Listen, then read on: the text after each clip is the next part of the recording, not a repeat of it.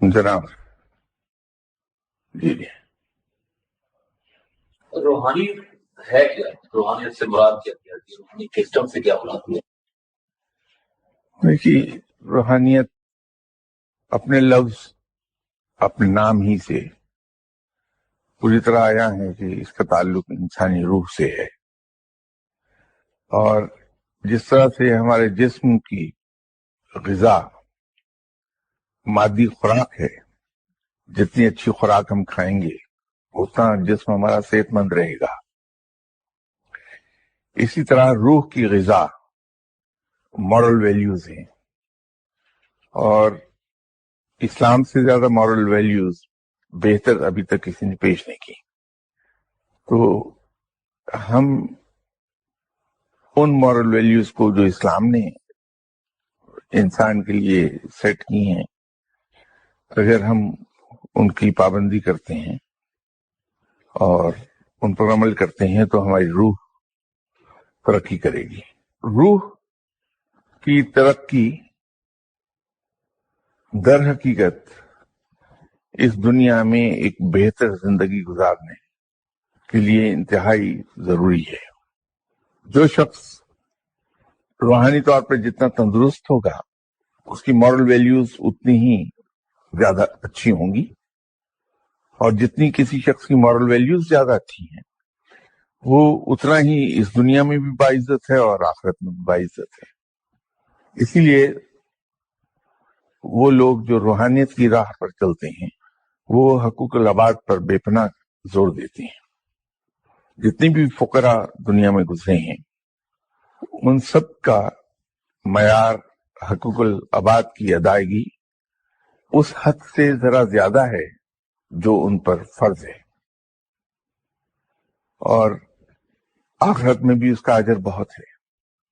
رب تعالی رحیم و کریم ہے، اور اس نے جیسے فرمایا کہ میں اپنے حقوق تو معاف فرما دوں گا لیکن اپنے بندوں کے حقوق معاف نہیں کروں گا تا وقت کہ وہ خود معاف نہ کر دیں۔ تو روحانیت اصل میں روح کی ترقی کو کہتے ہیں، وہ معاملات جن کا تعلق روح سے ہے۔ اسی طرح انسان حقوق العباد کی ادائیگی میں بعض کا دقت محسوس کرتا ہے، اس دقت پہ قابو پانے کے لیے، اتنی طاقت حاصل کرنے کے لیے، کیونکہ حقوق العباد کی ادائیگی میں قربانی زیادہ ہے اور انسانی فطرت میں ہے کہ وہ قربانی سے دور بھاگتا، اس کے لیے وہ عبادات کا سہارا لیتا ہے کہ عبادات سے اسے وہ اسٹرینگتھ حاصل ہوتی ہے۔ کیونکہ ایک بات ہمیں یاد رکھنی چاہیے کہ عبادات سے انسان کو پارسائی ملتی ہے اور نیکی سے رب ملتا ہے۔ عبادات سے جو پارسائی ہمیں حاصل ہوتی ہے وہ پارسائی ہمیں قوت دیتی ہے اور ڈسپلن دیتی ہے کہ ہم نیکی کی راہ پر چل سکیں، اور اسی کا نام روحانیت ہے۔ تو یہ روحانیت تاریخ کی بات یہ پورے روحانی سسٹم کی بات کی جاتی ہے، روحانی نصاب کی بات کی جاتی ہے، اور یہ ہسٹری اور ایک پورے کے مشقیں اور اس میں سارے لگتا ہے کہ پورے ایک ایسا پورا سسٹم ہے اور جو زیادہ ہی اسپیشلائز ہو چکا ہے، یا اس طرح اس کی طریقہ ہے۔ یہ تو نہیں انڈیویجول کر سکتا ہے۔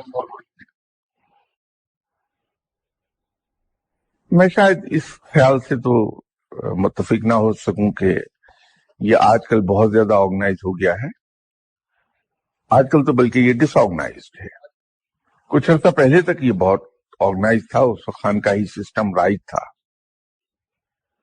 اگر اس خانقاہی سسٹم کو ہم ذرا سا گہرائی سے دیکھیں تو پتہ چلتا ہے کہ وہاں تزکیہ نفس کی مشقیں کرائی جاتی تھی، اور جب تزکیہ نفس ہو چکتا تھا تو پھر اس شخص کو حقوق العباد کی ادائیگی کے طور طریقے سکھائے جاتے تھے، اس کے ادب آداب سکھائے جاتے تھے، اور جیسے میں نے عرض کیا کہ اس کی اسٹرینگتھ، اس سب پر عمل کرنے کی اسٹرینگتھ وہ ڈیرائیو کرتے تھے عبادات سے، جس میں فرض عبادات بھی تھیں جو اسلام میں فرض ہیں، اور نفلی عبادات بھی تھی. اس سے وہ لوگ اسٹرینگتھ ڈیرائیو کرتے تھے اور اس اسٹرینگتھ کے ذریعے وہ تزکیہ نفس کرتے تھے، اور تزکیہ نفس کرنے کے بعد ان کے لیے بہت آسان ہو جاتا تھا کہ وہ حقوق العباد کی ادائیگی کرتے ہیں. تو حقوق اللہ بھی ادا ہو رہے ہوتے تھے اور حقوق العباد بھی ادا ہو رہے ہوتے تھے. اب اس کے اندر کچھ زیادہ ڈیڈیکیٹڈ لوگوں نے اس طرح کا معمول بنایا جو بظاہر، میں اسے دوہرا دیتا ہوں کہ بظاہر، در حقیقت نہیں، بظاہر یوں لگتا تھا کہ شاید اسلام کے خلاف ہے، لیکن جو صحیح معنوں میں فقیر گزرے ہیں دنیا میں، جیسے داتا گنج بخش رحمۃ اللہ علیہ صاحب ہیں، خواجہ غریب نواز صاحب ہیں، اسی طرح اور بڑے بڑے مشہور فقیر پوری دنیا میں گزرے ہیں، ان کی زندگیاں اصل میں اسلام کا بہترین نمونہ تھیں، اور انہوں نے اتباع سنت صلی اللہ علیہ وسلم میں پوری زندگی اپنی گزار دی. وہاں سنت رب اور سنت رسول صلی اللہ علیہ وسلم کی پیروی کے علاوہ اور کچھ نہیں تھا. وہ خانقاہی سسٹم اپنے اندر واقعتاً ایک انسٹیٹیوٹ تھا، اور اس کے اندر جو سلیبس تھا وہ بہت very well thought of syllabus تھا، انسان very well thought of syllabus تھا. انسان کی تربیت بالکل اس طرح کی جاتی تھی جیسے ایک نوزائیدہ بچے کی جاتی ہے، اور اس کے اندر سے انا سب سے پہلے مار دی جاتی تھی. یہی ایک ایسی چیز ہے جو جلدی مرتی نہیں ہے. اگر یہ مر جائے تو انسان بہت سی برائیوں سے بچ جاتا ہے. یہ انا ہے جو ہمیں بہت سے فرائض اور بہت سے حقوق عطا کرنے میں رکاوٹ بن جاتی ہے، انا آڑے آتی ہے. لیکن وہ بدقسمتی سے وہ خانقاہی سسٹم ختم ہو گیا، اس کی جگہ گدی نشینی اور مجاوروں نے وہ جگہ سنبھال لی، اور یوں اس کے اندر بہت سی خرابیاں اود آئیں، یہ در آئی تھیں خرابیاں اس میں بہت. اسی وجہ سے یہ عوام میں یہ سلسلہ بدنام ہوا، اس کے بارے میں شکوک پیدا ہو گئے. پھر اس کے بارے میں شکوک پیدا کرنے میں اور رائے کو خراب کرنے میں دخل عقیدت مندوں کا بھی رہا، کہ عقیدت مند اپنی عقیدت میں اور محبت میں اتنا آگے بڑھ گئے کہ ان کے طور طریقوں پر شرک کا گمان ہونے لگا. آج ہم جو کچھ مزاروں پہ ہوتا دیکھتے ہیں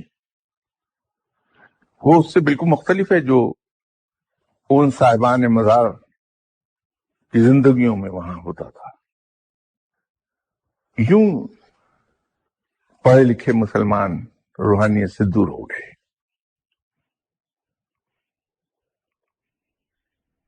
سر یہ اسی غرض میں بات ہو رہا ہے کہ یہ ریوائول ممکن ہے خانقاہی نظام کو اس طرح لے کے آنا، کیا آپ کو لگتا ہے یہ لانا چاہیے نہیں لانا چاہیے؟ آپ جس وقت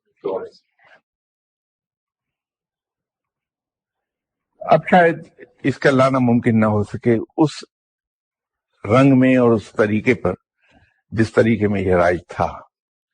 اس کی وجہ یہ ہے کہ اب مسلمانوں پر بھی مغربی تعلیم کا اثر زیادہ ہے، اور ویسے بھی سنت رب یہ ہے کہ رب تعالی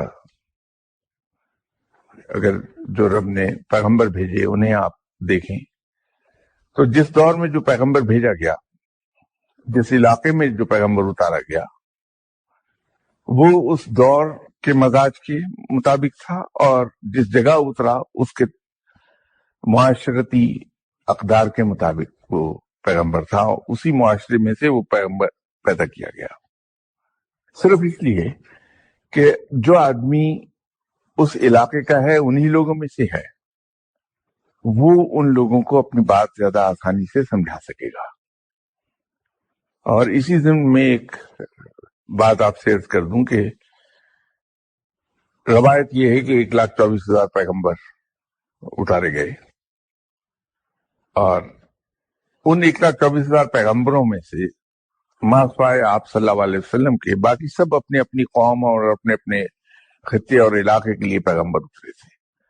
یہ صرف آپ صلی اللہ علیہ وسلم کو اعزاز حاصل ہے کہ آپ صلی اللہ علیہ وسلم پورے عالموں کے لیے، عالم نہیں بلکہ عالموں کے لیے پیغمبر ہیں، اور آپ صلی اللہ علیہ وسلم کا پیغام پوری کائنات کے لیے ہے، پوری کائنات میں بسنے والے لوگوں کے لیے ہے۔ اب جو فقیر اٹھیں گے وہ در حقیقت اس طرح کے ہوں گے کہ پڑھے لکھے لوگ ان کی بات کو فالو کر لیں، پڑھے لکھے لوگوں کو اور مغربی تعلیم یافتہ لوگوں کو دقت نہ آئے ان سے گفتگو کرتے وقت، اور اسی طرح اگر یہ لوگ مغرب میں جا کر اسلام کی بات کرتے ہیں تو مغرب کے رہنے والے لوگ بھی ان کی بات کو آسانی کے ساتھ سن سکیں۔ تو اگر ان کا تعلق اسی خانقاہی نظام سے رہا جو آج سے 300-400 سال پہلے تک رائج تھا، تو یہ اپنی بات پڑھے لکھے لوگوں کو واضح نہیں کر پائیں گے، ان کے لیے دشوار ہوگا ان کی زبان میں بولنا، ان کے لہجے میں بات کرنا اور ان کی ٹرمز میں بات کرنا ان کے لیے دشوار ہوگا۔ اس لیے اب شاید وہ 300-400 سال پرانا خانقاہی نظام دوبارہ تو نہ آئے، لیکن وہ نظام آئے گا کچھ تبدیلیوں کے ساتھ، وہ آ سکتا ہے۔ اچھا ڈاکٹر، یہ جو اسباب ہیں رہی ہیں ان تمام سلسلوں کے جو معروف ہے، اس کو بھی سارا کچھ ری ڈیفائن کرنے کی ضرورت ہوگی ظاہر ہے۔ نہیں، ری ڈیفائن تو نہیں، دیکھیے ارتقاء کا عمل تو ہر چیز میں جاری رہتا ہے، تو روحانیت میں بھی ارتقائی منازل طے ہوتی ہیں، یہ سلسلے یوں ہی رہیں گے، صرف بات کرنے کا ڈھنگ، بات کن ٹرمز میں کی جاتی ہے، وہ یہ سب مختلف ہو جائیں گی اور وہ بیسٹ سوٹیڈ ہوں گی آج کی ریکوائرمنٹ۔ اچھا یہ جو میں بات کر رہا ہوں، ایک اعتراض تو آج سے نہیں کئی سو سال، مطلب اس وقت بھی جو بھی بڑے بڑے صوفیاء تھے اس وقت ان کی زندگیوں میں بھی اعتراض ہوئے، آپ لوگوں نے جو یہ سسٹم کیا یہ وہ سسٹم ہے جو حضرت سسٹم نے کیا یا صحابہ کرام میں سے یہ نہیں کیا۔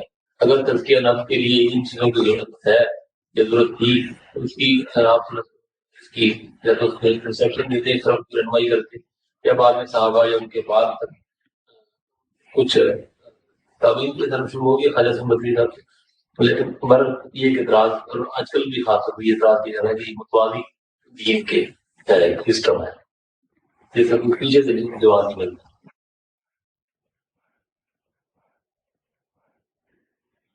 اس کا جواز ڈھونڈنا زیادہ دشوار نہیں ہے۔ جیسے میں نے عرض کیا کہ پہلی بات تو یہ ہے کہ کچھ چیزیں ایسی اس میں در آئی ہیں جو سوالیہ نشان بن کے کھڑی ہیں سامنے، اور اس کے اندر رول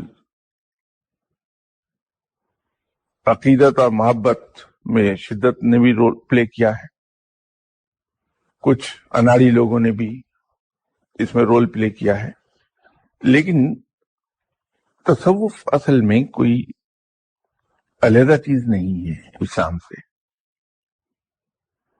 شریعت بنیادی چیز ہے، لیکن شریعت پر عمل بہت دشوار ہے، عام آدمی 100% عمل نہیں کر پاتا، ماسوائے جو ارلی دور کے صاحبان تھے انہوں نے شریعت پر 100% عمل کیا۔ اس کی بڑی وجہ تو یہ تھی کہ وہ یا تو آپ صلی اللہ علیہ وسلم کے تربیت یافتہ تھے صحابہ کرام، یا پھر صحابہ کرام کے تربیت یافتہ لوگ تھے، ان کے اندر انہیں شریعت پر عمل آسانی سے کروا دیتی تھی۔ لیکن وقت گزرنے کے ساتھ ساتھ وہ اخلاقی قوت ہماری کمزور ہوتی چلی گئی، اور اب شریعت پر عمل کرنا ایز سچ ایک عام آدمی کے لیے دشوار ہے. تو فقراء نے ایک ایسا راستہ نکالا کہ جس میں پہلی منزل پر تو تزکیہ نفس ہو جائے اور انسان میں اخلاقی قوت پیدا کر لی جائے، اخلاقی طاقت، اخلاقی جرأت سب پیدا کر دی جائے، اور اسے حقوق العباد پر عمل کرنے کا عادی بنا دیا جائے. اس کے نیکسٹ یہ ہے کہ وہ شریعت پر 100% عمل کرتا ہے. خانقاہ میں بھی شریعت پر عمل کرنا سکھایا جاتا تھا. اسی لیے آپ اگر اولیاء کرام کے حالات پڑھیں گے تو وہاں اللہ کا سچا اور آخری نبی مانتے ہیں، عہد کی پاسداری ہے، امانت داری کی تعلیم دی جاتی ہے، آئے ہوئے مہمان کی تواضع بہت شدت سے کی جاتی ہے اپنے وسائل کے اندر رہتے ہوئے، دوسرے کی مدد کا جذبہ بیدار کیا جاتا تھا ان خانقاہوں میں. روزے کی پابندی، حج کے لیے اگر وسائل ہو جائیں تو حج پر جاتے تھے فقیر لوگ سبھی، کیونکہ یہ دولت جمع نہیں کرتے فقیر لوگ اپنے پاس، اس لیے زکوٰۃ کی نوبت نہیں آتی ان کی. لیکن اگر کبھی ایسا ہو جائے کہ اتنی دولت ہو تو یقیناً یہ زکوٰۃ بھی ادا کر دیں گے. تو شریعت کی پابندی تو خانقاہوں میں کروائی جاتی ہے.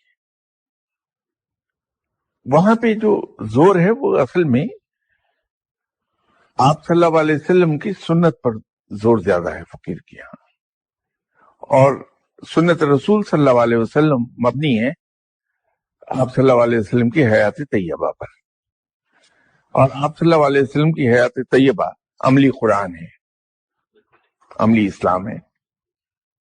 اس لیے حضرت بائی عزیز بسطامی رحمۃ اللہ علیہ جیسے فقیروں نے، حضرت داتا گنج بخش رحمۃ اللہ علیہ صاحب جیسے فقیروں نے بارہا اپنی تعلیمات میں ایک بات واضح کی کہ وہ شخص فقیر ہو ہی نہیں سکتا جو ایک سنت بھی ترک کر دے.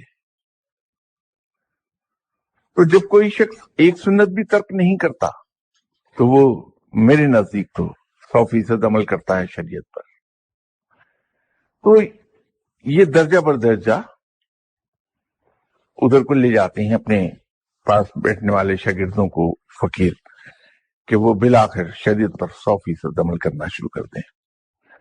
اس میں یہ ضرور ہے کہ فقیر کے یہاں جبر نہیں ہے، وہ سسٹمیٹیکلی انسان کی تربیت کرتا ہے کہ وہ سیکھنے والا رضاکارانہ طور پر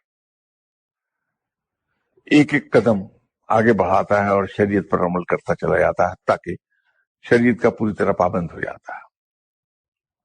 تو وہاں جو تھوڑی سی غلط فہمی پیدا ہوتی ہے وہ وہاں ان لوگوں کے رہنے سہنے کے طور طریقوں سے ہوتی ہے. وہ بہت اسرت کی زندگی بسر کرتے ہیں، لیکن ایسا بھی نہیں کہ سبھی فقیروں نے اس طرح کیا ہو. ایسے فقیر بھی گزرے ہیں جو بڑی اچھی زندگی گزارتے رہے، جیسے حضرت بہاؤالدین زکریا رحمۃ اللہ علیہ ہیں جو ملتان میں دفن ہیں. لیکن جب وقت آیا اور ریاست میں قحط پڑا، آپ نے اپنے گوڈاؤنز کے دروازے لوگوں کے لیے کھول دیے کہ ہر ضرورت مند اپنی ضرورت کا اناج وہاں سے لے جا سکتا ہے، اور اناج وہاں لوگوں میں تقسیم ہوتا رہا جب تک کہ قحط دور نہیں ہو گیا. تو ایسے فقیر بھی گزرے ہیں. اسلام ہے کیا؟ آپس میں ایک دوسرے کے ساتھ بھلائی کا نام اسلام ہے. نماز سب سے اہم ترین عبادت. اسلام ہمیں سبق کیا دیتی ہے؟ پابندی وقت کا، امیر کی اطاعت کا، ڈسپلن کا، کہ صفیں اپنی سیدھی رکھیے، دوسروں کے لیے ایثار کا، کہ بعد میں آنے والے انسان کے لیے جگہ نہ ہونے کے باوجود جگہ بنا دیجیے، اس کو اکوموڈیٹ کیجیے اپنی سب. آداب محفل کا، کہ پابندی ہے کہ جو بعد میں آئے وہ صفیں پھلانگتا ہوا سب سے آگے جانے کی کوشش نہ کرے، بلکہ جہاں جگہ ملے وہیں بیٹھ جائے. ایسی چیزیں کھا کر نہ جائیے جس کی اسمیل منہ سے آتی ہو، لہسن، پیاز، مولی. آداب محفل ہے. تو اگر ذرا سا گہرائی سے ہم دیکھ لیں تو کون سی ایسی عبادت ہے جو ایک دوسرے کے ساتھ بھلائی کے سبق کے علاوہ کچھ ہے؟ رب تو ہماری عبادات کا محتاج نہیں ہے، اس کو ہماری عبادت کی کوئی ضرورت نہیں ہے، وہ ان چیزوں سے بہت بلند ہے۔ اس نے تو یہ عبادات بھی ہم پر فرض کی ہیں ہماری بھلائی کے لیے، کہ ہمارے اندر بندگی کا احساس پیدا ہو جائے کہ ہم اس رب کے بندے ہیں، اس کے غلام ہیں، اور آپس میں ایک دوسرے کے ساتھ بھلائی کا، ایثار کا، قربانی کا سلوک کریں۔ تو اسلام میں تو یہ سب کچھ ہے، شریعت یہی سکھاتی ہے۔ زکوٰۃ کیا ہے؟ زکوٰۃ تو اللہ تعالیٰ نہیں لے جاتا ہم سے، نہ اس کو روپے پیسے کی ضرورت ہے ہماری، یہ تو ہم اپنے دوسرے بھائی کی خدمت کرتے ہیں۔ صدقہ و خیرات کیا ہے جس کا اتنا اجر ہے؟ دوسرے بھائی کی مدد کر رہے ہیں۔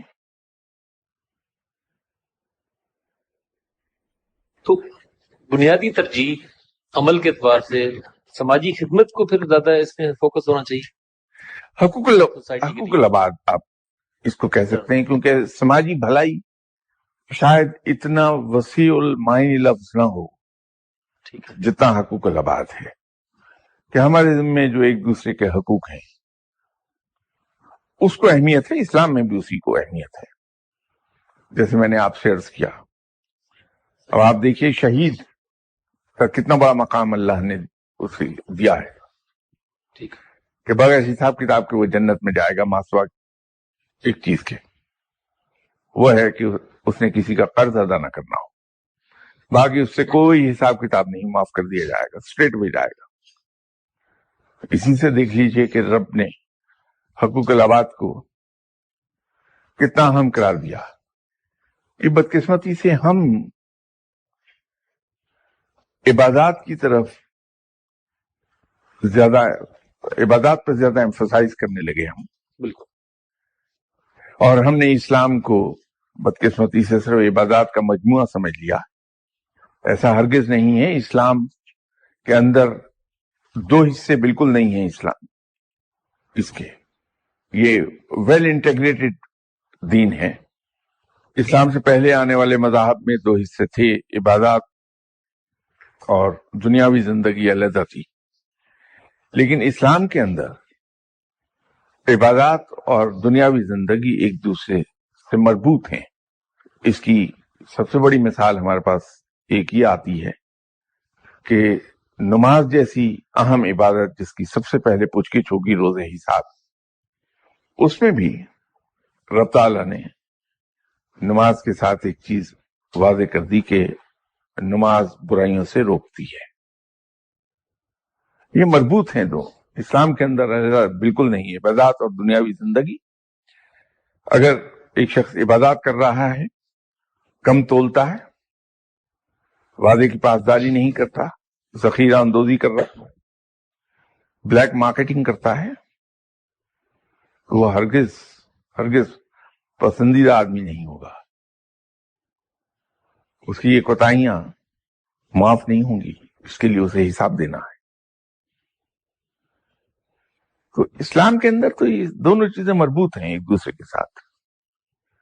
یہ نہیں ہو سکتا کہ ہم دنیا کی زندگی تو اپنے طریقے سے جی لیں، دوسرے مسلمانوں کے ساتھ سلوک ہم اپنے طریقے کا کر لیں، اور عبادات کر کے ہم یہ سمجھے کہ ہم بہت نیک ہیں۔ ایسا نہیں ہوگا۔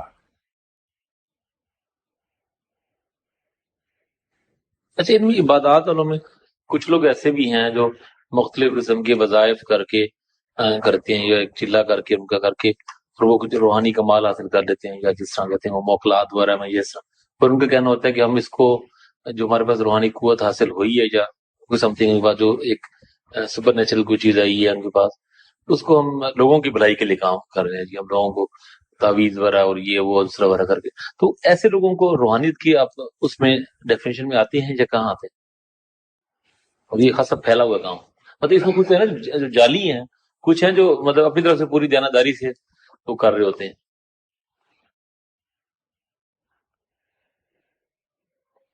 اس کے اندر اگر تو کوئی شخص خدمت خلق کر رہا ہے اور اس نے اپنی آمدنی کا ذریعہ یا مالی نفع کا یا دنیاوی نفع کا ذریعہ نہیں بنایا. اور دوسری چیز یہ ہے کہ وہ اس خدمت خلق کو اسلام کی ترویج کا ذریعہ بنا رہا ہے، تو پھر تو یہ پسندیدہ چیز ہے. لیکن اگر کہیں یہ منافع کا ذریعہ ہے، مالی منفعت اس میں ہے، دنیاوی منفعت اس میں ہے، یا اسلام کی ترویج کا پہلو اس میں نہیں ہے، تو پھر یہ پسندیدہ چیز نہیں ہوگی.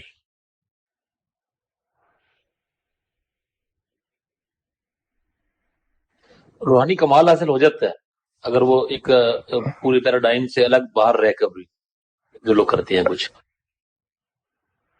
نہیں، بالکل نہیں ہوگا. میں نے جیسے پہلے عرض کیا کہ روحانی کمال تو بہت دور کی بات ہے.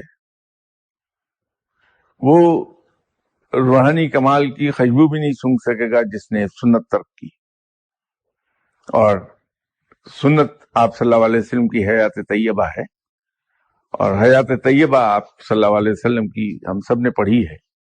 اور ہمیں یہ بھی آپ صلی اللہ علیہ وسلم کی حیات طیبہ کا ایک معجزہ ہے کہ ہم نے جو کلاس 5 کی دینیات میں حیات طیبہ پڑھی تھی، وہ آج 50 سال 55 سال گزر جانے کے بعد بھی باقی چیزیں ہم سب بھولے ہوئے ہیں، لیکن حیات طیبہ کا ایک لفظ ہمارے ذہن میں تازہ ہے.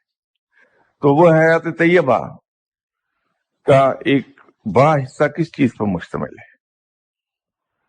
دوسرے انسانوں کے ساتھ آپ صلی اللہ علیہ وسلم کے رویوں کا، کہ دشمنوں کے ساتھ کیا رویہ روا رکھا آپ صلی اللہ علیہ وسلم نے، آپ صلی اللہ علیہ وسلم نے جنگ میں کیا رویہ رکھا، جنگ کے بعد کیا رویہ آپ صلی اللہ علیہ وسلم کا، کاروبار میں، کاروبار حکومت میں، کاروبار زندگی میں، پڑوسیوں کے ساتھ رویہ، دوستوں کے ساتھ، صحابہ کرام کے ساتھ رویہ، یہ سب حیات طیبہ ہے.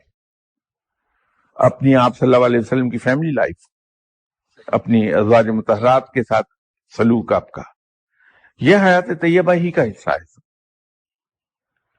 تو کوئی بھی شخص روحانیت کی خوشبو بھی نہیں سونگھ سکتا. کوئی روحانی شخصیت بننا تو بڑی دور کی بات ہے، توقع کہ وہ سنت پر پوری طرح عمل پیرا نہ ہو جائے. تو چلے اور وظیفوں سے تو روحانیت حاصل نہیں ہوتی. اور جن چیزوں کو عرف عام میں روحانی کمالات کہا جاتا ہے، اگر یہ روحانی کمالات ہی کوئی چیز ہیں تو صاحب غیر مسلموں کے اندر بھی یہ چیزیں پائی جاتی ہیں. اس کو استدراج کہتے ہیں. یہودی کہان جو ہیں ان کے اندر روحانی کمالات، اگر اس کو روحانی کمالات کہا جا سکتا ہے، تو وہ استدراج انہیں بھی حاصل ہے. عیسائیوں کے یہاں جو راہب ہیں ان کے یہاں ہیں، ہندو سادھوؤں میں ملیں گے آپ کو. وہ تو کوئی اس بات کا ثبوت نہیں ہے کہ کوئی شخص روحانی کمالات کے کمال کو پہنچا ہوا ہے. ہاں، اگر آپ نے کسی روحانی شخصیت کو دیکھنا ہے تو عقیدت مندوں کی نہیں، خود خواجہ غریب نواز صاحب کی لکھی ہوئی کتاب پڑھ لیجیے، جناب حضرت معین الدین چشتی رحمۃ اللہ علیہ، جناب داتا گنج بخش رحمۃ اللہ علیہ صاحب کی اپنی لکھی ہوئی کتابوں کو پڑھ لیجیے، اس سے اندازہ ہو جائے گا. اور ایک عجیب چیز ہے کہ ہم لوگ کرامات کو بہت اہمیت دیتے ہیں، ہم متاثر ہوتے ہیں لوگوں سے، جبکہ جو مستند ولی اللہ گزرے ہیں دنیا میں، حضرت جنید بغدادی رحمۃ اللہ علیہ، جناب حسن بصری رحمۃ اللہ علیہ، ان کی اگر اپنی لکھی ہوئی تصنیفات پڑھیں تو اس میں اپنے ان کی کرامات کا ذکر نہیں ملتا. وہاں انہوں نے اگر اپنی زندگی بیان کی ہے تو اس اسلوب زندگی کو بیان کیا ہے جس سے انہیں روحانی کمالات حاصل ہو گئے، جس نے انہیں فقیر بنا دیا. اس میں کرامات کا کہیں ذکر نہیں. یہ تو بعد میں اس بر صغیر میں رہتے ہوئے جو ہم پر ہندو معاشرے کا اثر آیا، تو اس چیز نے ہمیں کرامات کی طرف راغب کر دیا. دوسرا، پھر پچھلے 40 سال میں جو ہمارے ہاں معاشرتی تبدیلی واقع ہوئی اور معاشرتی اقدار ہماری بدنی ہے، اس سے ہمارے اندر مادیت زیادہ در آئی. اس کے نتیجے میں جہاں سے ہمیں دنیاوی فائدہ ہو سکے، جہاں ہمارے دنیاوی مسائل کا حل ہو، ہم نے اسی کو سب کچھ جان لیا. ورنہ روحانیت میں کرامات کا کیا تعلق ہے؟ اور یہ بھی میں آپ سے عرض کر دوں کہ کوئی ولی اللہ کبھی کشف و کرامات کو کوئی اہمیت دیتا ہی نہیں.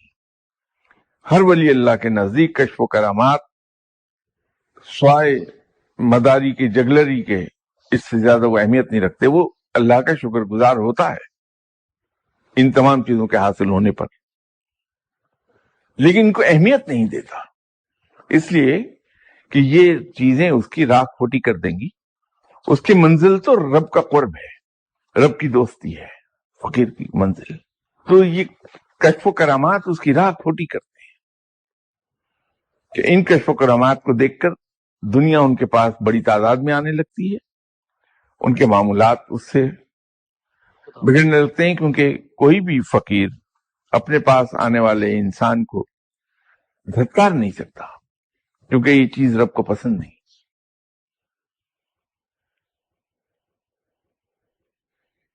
ابھی آپ نے جو کشف کی جس طرح بات کی، اس سے کیا ایگزیکٹ مراد کیا دی آتی ہے؟ کہا جاتا ہے کہ فلاں صاحب بھی کشف بزرگ ہے، اور یہ ہے اور وہ. کشف سے مراد مستقبل میں جھانکنے کی صلاحیت کو ہے، اور کس حد تک ہو سکتی ہے؟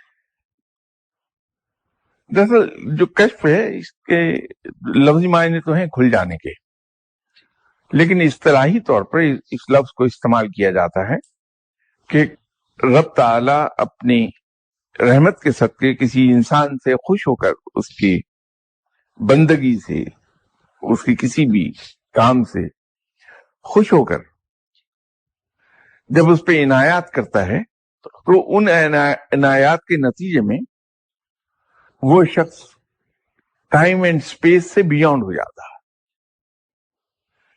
جب وہ ٹائم اینڈ سپیس سے بیونڈ ہوتا ہے تو رب تعالیٰ اسے اپنی رحمت کے صدقے مختلف حد تک چیزیں دکھا دیتا ہے، اس پر منکشف ہوتی ہیں چیزیں، تو وہ یوں صاحب کشف کہلاتا ہے.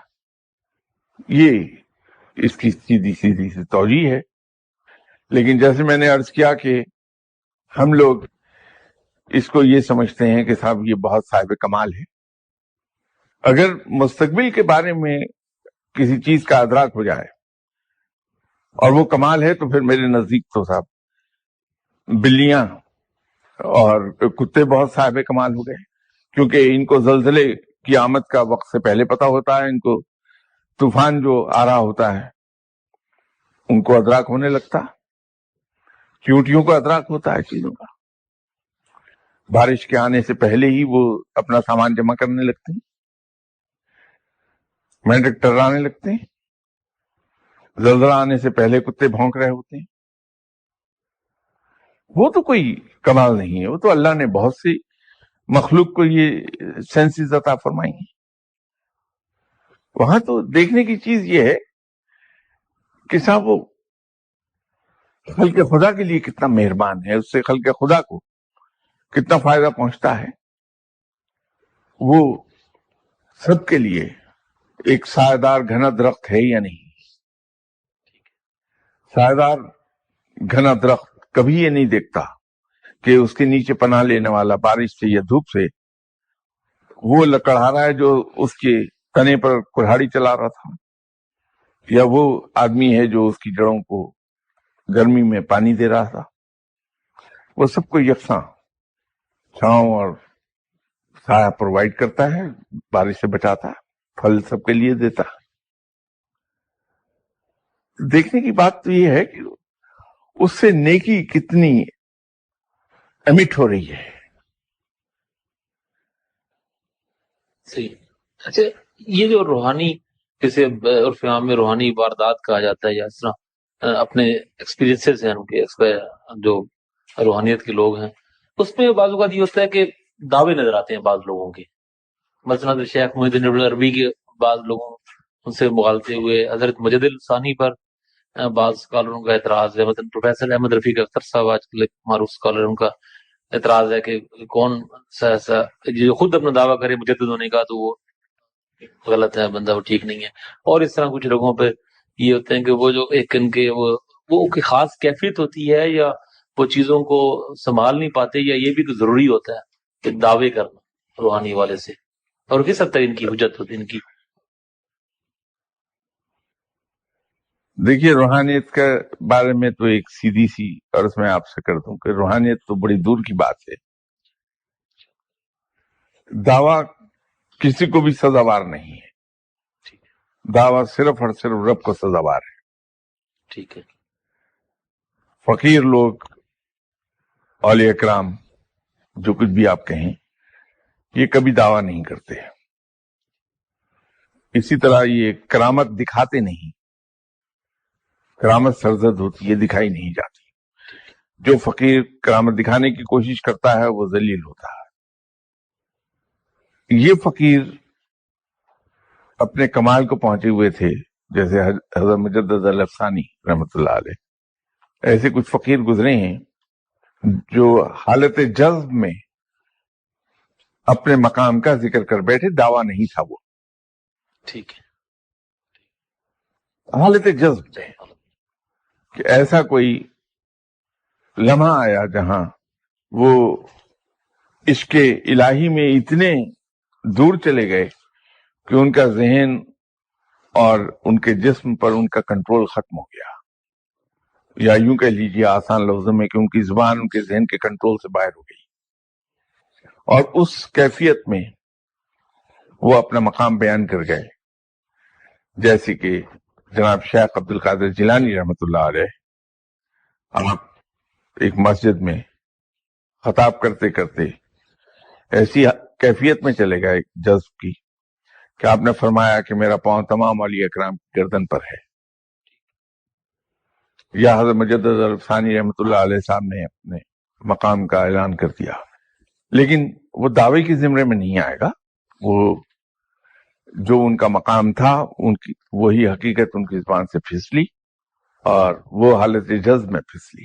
صحیح. ورنہ دعویٰ تو ایک عام آدمی اگر کرے تو رب اسے جھوٹا کر دیتا ہے، کیونکہ دعویٰ صرف رب کو سزاوار ہے. ولی اللہ کہاں دعوے کے قریب جائے گا؟ وہ تو بہت دور بھاگتا ہے دعووں سے. بالکل صحیح. اچھا، راضی پر رضا ہونے سے کیا مراد لی جاتی ہے؟ وہ صوفیاء کی تعلیمات مرکزی نقطہ ہوتا ہے کہ بندہ راضی پر رضا رہے. دیکھیے، یہ ولایت کے اندر یا اللہ کی راہ میں مختلف مقام ہیں، مختلف درجات ہیں. تو پہلا مقام تو یہ ہے کہ انسان اپنے نفس سے لڑتا ہے، اپنی نفسانی خواہشات کو اپنے قابو میں لاتا ہے تاکہ وہ اللہ کے طے کردہ پیرامیٹر سے باہر نہ جانے پائے. یا یوں کہیے کہ اللہ نے جو ڈوز اینڈ ڈو ناٹس کی لسٹ ہمیں دی ہے، ہماری خواہشات کہیں اسے سٹیپ اوور نہ کر جائیں. ٹھیک ہے. تو جب انسان اپنے نفس کو قابو میں لے آتا ہے کہ اس کی خواہشات کو وہ کنٹرول کر سکے اور اپنے نفس کے خواہشات سے مغلوب نہ ہو، تو پھر اس سے اگلے مقام کے لیے وہ جدوجہد شروع کر دیتا ہے. وہ یہ ہے کہ اللہ نے جو اسے دے دیا، جو فیصلہ کر دیا، جو مل گیا، وہ اس پہ راضی ہو گیا. وہ راضی بر رضا کا مقام ہے. اس سے آگے ایک مقام آتا ہے کہ جہاں انسان کے تمام ارادے، تمام خواہشات، تمام افعال وہ رب کے ارادوں کے ماتحت ہو جاتے ہیں. وہ تیسرا مقام وہ آ گیا.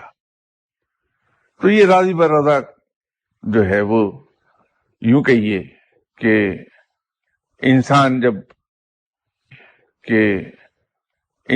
جب نفس امارہ سے نفس لوامہ میں جاتا ہے تو وہ راضی بر رضا کا مقام ہے کہ اللہ سے جو مل گیا، جو اللہ نے فیصلہ کر دیا. اس کو اگر آپ آسان لفظوں میں کہیں تو یہ یوں ہوگا کہ ہم اگر اس راز سے واقف ہو جائیں کہ ہمارا کام صرف اور صرف اللہ کی عطا کردہ عقل اور علم اور اپنی جسمانی قوت کے مطابق، اور بھی آسان کہہ لیجئے کہ انسان کی اپنی ذہنی اور جسمانی قوتوں سے پوری طرح کام لے کے محنت کرنا ہمارا فرض ہے۔ کہ اللہ نے جو ہمیں ذہنی اور جسمانی قوتیں عطا فرمائی ہیں، ان سے ہم بہترین یا آخری، جس کو ہم کہتے ہیں ٹو آر بیسٹ ایبلٹی، ہم محنت کریں، اور محنت کرنے کے بعد رب تعالیٰ کے حضور عرض کر دیں کہ یا باری تعالیٰ، تو نے جتنی مجھے ذہنی اور جسمانی قوتیں عطا فرمائی تھیں، اور جو علم عطا فرمایا تھا، جو عقل عطا فرمائی تھی، میں نے ان سے اپنی حد تک کام لے کے محنت کر لی، اس کا پھل تیرے ذمہ ہے، تو جو عطا فرمائے، جو تو میرے مفاد میں بہتر جانتا ہے وہ مجھے عطا فرما دے۔ تو انسان کی محنت کا نتیجہ جو کچھ اللہ کی جانب سے آئے، چاہے وہ کامیابی ہو یا ناکامی، اسے خوش دلی سے قبول کر لے، یہ رضا الہی ہے کہ رب کی رضا میں راضی ہو گیا بندہ۔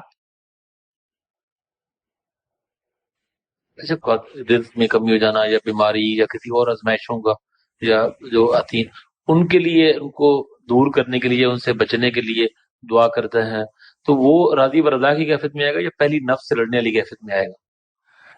دیکھیے، پہلی بات تو یہ ہے کہ اگر خدا نخواستہ کسی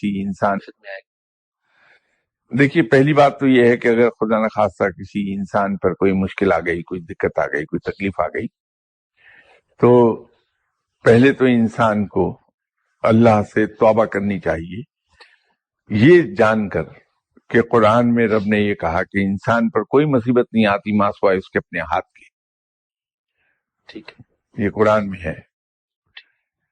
اب جب اللہ نے یہ فرما دیا کہ ہم پر کوئی مصیبت نہیں آتی ماں سوائے ہمارے اپنے ہاتھ کے، تو اللہ سے معافی مانگی جائے کہ یا باری تعالیٰ، مجھ سے یقیناً کہیں کوئی کوتاہی ہوئی، کہیں مجھ سے غلطی ہوئی ہے جو میں اس مصیبت میں آ گیا ہوں، تو معاف فرمانے والا ہے، تو میری کوتاہیاں اور میری خطائیں معاف فرما دے اور مجھ پر سے یہ مصیبت ٹال دے۔ ٹھیک ہے، یہ دعا کرنا چاہیے، اس سے رب راضی ہوتا ہے۔ ٹھیک ہے، اس کے ساتھ ساتھ ہمیں اس مصیبت سے نکلنے کے لیے دنیاوی کوشش بھی کرنی چاہیے بحیثیت مسلمان کے، کیونکہ ایک چیز ہمیں یاد رکھنی چاہیے کہ مسلمان کبھی بے عمل نہیں ہوتا۔ اللہ تعالیٰ کاہل لوگوں کو پسند نہیں کرتا۔ رب تعالیٰ کو وہ لوگ بہت پسند ہیں جو مجاہدوں کی طرح ہر وقت اپنی کمر کس کے رکھتے ہیں عمل کے لیے۔ تو جدوجہد، محنت اور عمل رب کو بہت پسند ہے۔ تو ہم اگر رب کا پسندیدہ کام کریں تو اس کا نتیجہ بہتر ہی آئے گا۔ یہ ہمارے یہاں غلط کنسیپٹس آ گئے اب، اور میں آپ کے ذریعے یہ پوائنٹ ضرور واضح کرنا چاہوں گا لوگوں پر کہ ہماری یہ اپروچ بڑی غلط ہو گئی ہے کہ صاحب میں کوئی وظیفہ پڑھوں، میرا فلاں کام ہو جائے، میرا یہ کام پھنسا ہوا ہے، مجھے کوئی وظیفہ پڑھنا چاہیے، مجھ پہ یہ مشکل آئی ہے، میں فلاں وظیفہ پڑھوں۔ یہ بے عملی کی راہ ہے۔ دعا مین ویپن نہیں ہے مسلمان کا، یہ سپورٹنگ ویپن ہے۔ مسلمان کا جو مین ویپن ہے وہ اس کی محنت اور اس کی جدوجہد ہے۔ میں اس کی ایک بڑی واضح مثال آپ کو دے سکتا ہوں۔ ہجرت کے فوراً بعد مسلمان ابھی انتہائی قسم پرسی کی عالم میں تھے، تو مسلمانوں پر جنگ مسلط کر دی گئی کفار کی طرف سے۔ تو جو ہی آپ صلی اللہ علیہ وسلم تک یہ اطلاع پہنچی کہ قریش مسلمانوں پر حملہ کرنا چاہتے ہیں، تو آپ صلی اللہ علیہ وسلم نے سیدھا مدینہ میں ایک اعلان کرایا کہ مسلمانوں جہاد کے لیے تیار ہو جاؤ، اور جو کچھ بھی جس کے پاس ہے وہ لے کر جہاد کے لیے نکل آئے۔ تو جو کچھ بھی تھا، حتیٰ کہ کھجور کی ٹہنیاں لے کے بھی مسلمان لڑائی کے لیے 313 چل پڑے. تو آپ صلی اللہ علیہ وسلم نے لے کے میدان بدر میں پہنچے اور اپنے علم اور اپنے ذہن کو استعمال کرتے ہوئے جو ملٹری اسٹریٹجی کے تحت سب سے بہترین جگہ ہو سکتی تھی لڑائی کے لیے، وہ چن لی، وہ میدان. اور پھر اس میدان کے اندر بھی سب سے زیادہ اسٹریٹجک امپورٹنس کی جگہ چنی کہ قریب وہاں پانی تھا، اس کے پہاڑ تھا جو سپورٹ کر رہا تھا، اس کے سامنے صف بندی کر لیے آپ صلی اللہ علیہ وسلم نے. جب وہ صف بندی کر چکے، جنگی ترتیب میں لے آئے اپنے لوگوں کو، مطمئن ہو گئے، تو پھر رات کو جا نماز کھولا اور اللہ کے حضور دعا کے لیے مصروف ہو گئے. ساری رات اللہ کے حضور دعا کرتے رہے. تو ہمیں تو آپ صلی اللہ علیہ وسلم سے ہر قدم پر سبق لینا چاہیے کہ کس موقع پر آپ صلی اللہ علیہ وسلم کا کیا عمل تھا. آنکھیں بند کر کے اگر ہم اس پہ عمل کر لیں تو یقینی طور پر کامیابی ملے گی. جدوجہد، محنت اور عقل کا استعمال پہلے ہے، اور دعا جب ہم یہ سب کر چکے ہیں تو پھر دعا آتی ہے. پھر اللہ کے حضور ہم عرض کریں کہ یا باری تعالیٰ، ہم بہت ناتواں اور بے کس ہیں، تیرے بے کس اور بے بس بندے ہیں، تو ہم پر رحم فرما. ہم سے جو مقدور بھر کوشش ہو سکتی تھی وہ ہم نے کر لی، اب تو بہتر نتیجہ عطا فرما دے. یہ دعا بعد میں آئے گی. لیکن somehow or the other اب ہمارے یہاں ایک چیز رائج پا گئی ہے کہ ہر کام کے لیے ہم وظائف ڈھونڈتے پھرتے ہیں. وہ مسلمان کی راہ نہیں ہے.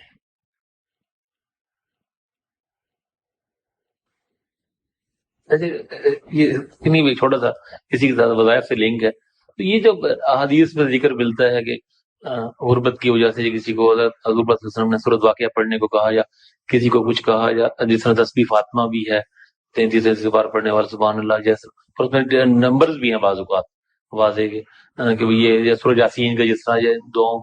تو یہ پھر کسی اور حوالے سے اس کو دیکھنا چاہیے.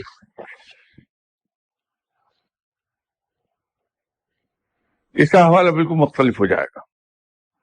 بات یہ ہے کہ جو بی بی صاحبہ کی تسبیح ہے، یہ ہم بھول رہے ہیں کہ وہ کن حالات میں آپ صلی اللہ علیہ وسلم نے بی بی صاحبہ کو عطا فرمائی تھی. بی بی صاحبہ نے بے پناہ محنت کی، حتیٰ کہ ہاتھوں میں چکی چلا چلا کے گٹھے پڑ گئے تھے، اور پانی کی مشک اٹھا اٹھا کے شولڈر پہ سٹریپ کا نشان آ گیا تھا. تو جب اتنی محنت کر چکی تو پھر آپ صلی اللہ علیہ وسلم کی خدمت میں حاضر ہو کے یہ عرض کی تھی کہ یہ میرا حال دیکھ لیجئے، میں بہت محنت کر چکی، تو میری کوئی زندگی کی آسانی کے لیے دعا فرما دیجیے. تو جو الفاظ کہے اس کے جواب میں آپ صلی اللہ علیہ وسلم نے، وہ بھی آپ کو معلوم ہے، اور وہ نصیحت کر چکنے کے بعد پھر یہ تسبیح بی بی صاحبہ کو عطا فرمائی تھی. بیک گراؤنڈ کو دیکھ لیجئے کہ ہر چیز کی بیک گراؤنڈ کیا ہے. تو کبھی ایسا نہیں ہوا کہ اپنے کسی صحابی کو یہ کہا ہوگا کہ ٹھیک ہے تم سر کے نیچے بازو دے کے سوتے رہو گھر پر اور سورہ یاسین پڑھ لو تو تمہیں رزق بہت مل جائے گا. وہاں تو جدوجہد پہلی چیز تھی. خود آپ صلی اللہ علیہ وسلم کی زندگی دیکھ لیجیے، محنت اور جدوجہد بنیادی عنصر نظر آتے. ورنہ آپ صلی اللہ علیہ وسلم کے لیے کیا دشوار تھا کہ جنگ خندق کا غزوہ پیش آیا تو آپ ایک دعا فرماتے، تو کیا خیال ہے کہ رب تعالیٰ اپنے محبوب صلی اللہ علیہ وسلم کی دعا قبول نہ فرماتا؟ تو ایک دعا سے گھر بیٹھے بیٹھے قریش تباہ و برباد ہو جاتے. تو اتنی مشقتوں میں سے گزرنے کی ضرورت کیا تھی آپ صلی اللہ علیہ وسلم کو؟ تو ایک نمونہ، ایک ایگزامپل سیٹ کی مسلمانوں کے لیے کہ جدوجہد اور محنت پہلی بنیادی چیز ہے. یہ اپنا فرض پورا کرو جو تم پر فرض اللہ نے کیا کہ محنت کرو، جدوجہد کرو، اور پھر رب کے حضور دعا کرو کامیابی کی، تو رب قبول فرمائے گا دعا کو. صحیح. سر یہ جو آپ نے یہ ساری باتوں سے مجھے لگا کہ ایک عام آدمی، ایک عام مسلمان اگر کوئی باقاعدہ طور پہ کسی روحانی سسٹم کا حصہ بنے بغیر بھی حقوق العباد کے حوالے سے اگر وہ فوکس کرے اور اپنی زندگی کا حصہ بنا لے تو اس کی کامیابی یا قربی نجات کی دیکھیے، اگر کوئی بھی مسلمان عبادات کو بھی، جو فرض عبادات ہیں وہ ادا کر رہا ہے، اپنے عبادات کے فرائض، ٹھیک ہے، اور جو اللہ نے حقوق العباد اس پر فرض کیے ہیں ان کو کال آف ڈیوٹی سے بیونڈ جا کے ادا کرتا ہے، تو یقینی طور پر اللہ کی خوشنودی اور رضا پا جائے گا وہ، اور جس سے رب راضی ہو جائے اس کو وہ اپنا دوست بنا لیتا ہے۔ تو ولی اللہ ہے کیا؟ یہ وہی لوگ ہیں جن سے رب راضی ہوا اور ان کو اپنی دوستی عطا فرما دی، تو یہ کوئی بھی کر پائے گا۔ اگر کچھ سوالات ہیں لیکن تھوڑا سا آپ کے پروفائل کے بارے میں، آپ اپنے بارے میں تھوڑا سا کچھ بتا دیں، بیک گراؤنڈ کے حوالے سے لے کے جو کچھ۔ میں بنیادی طور پر بزنس ایڈمنسٹریشن کا آدمی ہوں، اور سن 66 میں نے اپنی عملی زندگی کا آغاز کیا۔ مختلف نیشنل اور انٹرنیشنل اداروں میں کام کرتا رہا ہوں اس وقت سے اب تک۔ سول سروس بھی آپ آئے تھے؟ جی، میں گورنمنٹ آف پاکستان کے لیے کام کرتا رہا ہوں۔ آج کل ایک پرائیویٹ گروپ آف کمپنیز سے اس کے لیے کام کر رہا ہوں۔ الحمدللہ شادی شدہ ہوں، بچے ہیں، اور مختصر سی یہ میری اپنی ذاتی زندگی تو بڑی مختصر ہے۔ بہت ہی مختصر۔ لاہور سے تعلق آپ کا رہا؟ میرا تو تعلق لاہور سے ہے، لیکن میرے ماں باپ جلندھر سے مائگریٹ کر کے آئے ہیں۔ نہیں جی، پاکستان بننے پر 1947 میں آئے ہیں۔ اس سے پہلے آپ شیئر کر کے اتنی تو مجھے خاندانی ہسٹری اپنی یاد نہیں ہے، لیکن گمان یہی غالب ہے کہ چونکہ میرا تعلق سید گھرانے سے ہے تو یہ عرب سے ہی ہجرت کر کے آئے ہیں، اور جو ہسٹری ملتی ہے اس کے مطابق تو میری والدہ جناب شیخ عبد القادر جیلانی رحمۃ اللہ علیہ صاحب کے لڑی سے ہیں، اور میرے والد سید ممتاز احمد حضرت امام موسیٰ کاظم کی اولاد سے ہمارا سلسلہ وہاں جا ملتا ہے۔ یہاں پر عام طور پہ یہ توقع تو نہیں میں کہتا، لیکن یہ ہوتا جو ہے وہ یہ ہوتا ہے کہ جو صاحبزادہ صاحب اور اس طرح سے پھر وہ یہ ہوتا ہے کہ پڑھنے کی بھی ضرورت نہیں، ملازمت کرنے کی بھی ضرورت نہیں، بس ایک خانقاہ بنی ہے۔ تو سید فیملی سے آپ کا تعلق، اور جس طرح آپ یہ بتا رہے ہیں تو یہ والد صاحب بھی کوئی اسی طرح پڑھے لکھے تھے، یا انہوں نے آپ کے بارے میں یہ خواب دیکھا؟ اور یہ بات کی مجھے اپنے پردادا تک کا تو علم ہے جی، کہ میرے پردادا بھی سروس میں تھے، اچھا جی، میرے دادا بھی ملازمت پیشہ تھے، جی، خود میرے والد کا تعلق فوج کی انجینئرنگ برانچ سے تھا، وہ بھی ملازم تھے، اچھا، اور میں بھی برانچ سے تھا، وہ بھی ملازم تھے، اچھا، اور میں بھی ملازمت کر رہا ہوں، اور میرے 2 بیٹے ہیں، وہ دونوں ہی ملازم ہیں، اچھا، کہ اگر وہ زیادہ دیر زندہ رہتے تو شاید اس فقیری راہ پہ مجھے آنے نہیں دیتے۔ اچھا، وہ یہ تو یقیناً چاہتے ہوں گے کہ میں ایک اچھا مسلمان ہو جاؤں، جی، لیکن شاید اس راہ پہ نہیں آنے دیتے۔ ٹھیک، تو ہمارے یہاں پیر مریدے کا سلسلہ جی، قطعی طور پر نہیں۔ جی، ٹھیک، میرے نانا وہ بھی ریلوے میں ملازم تھے، جی، اور میرے پرنانا جی، وہ صاحب جائیداد تھے اور ادیب بھی تھے۔ پیر مریدی کا سلسلہ کہیں پایا نہیں جاتا ہمارے یہاں، اور نہ میں ذاتی طور پہ اس میں یقین رکھتا ہوں، کیونکہ اس چیز سے بہت دور بھاگتا ہوں، پیر مریدی سے۔ عام طور پہ ہوتا ہے جی کہ یہ ایک آپ کا ظاہر ہے آپ اس طرف آ رہے، آپ نے فرمایا کہ والد صاحب ہوتے تو شاید وہ مجھے نہ آنے دیتے، تو کیا آپ ہی تھے جو اس طرف آئے، یا باقی بھائیوں میں بھی کوئی اس کا بھی رجحان اس طرف؟ نہیں، اپنے بہن بھائیوں میں تو میں اکلوتا ہوں جو اس راہ کی طرف آیا. اچھا جی. سر، یہ بچپن میں وہ سنتے ہوتے تھے انقلاب انقلاب اسلامی انقلاب، پھر ایک وقت آ گیا کہ انقلاب انقلاب مصطفی انقلاب، پھر کانوں نے سنا کہ انقلاب انقلاب روحانی انقلاب. تو یہ ذرا ایک روحانی انقلاب کی مجھے نہ سمجھ آئی. میں نے کہا کہ میں پوچھوں گا کہ یہ روحانی انقلاب کیا ہے، اور اس سے مراد اصل میں یہ باقی بھی انقلاب ہیں اور اسلامی ہی ہیں، پتہ نہیں. یہ وہ کہتے ہیں جی سوسائٹی کو ہے ہی روحانی انقلاب کی ضرورت اسلامی مصطفی کی. تو اب میں نے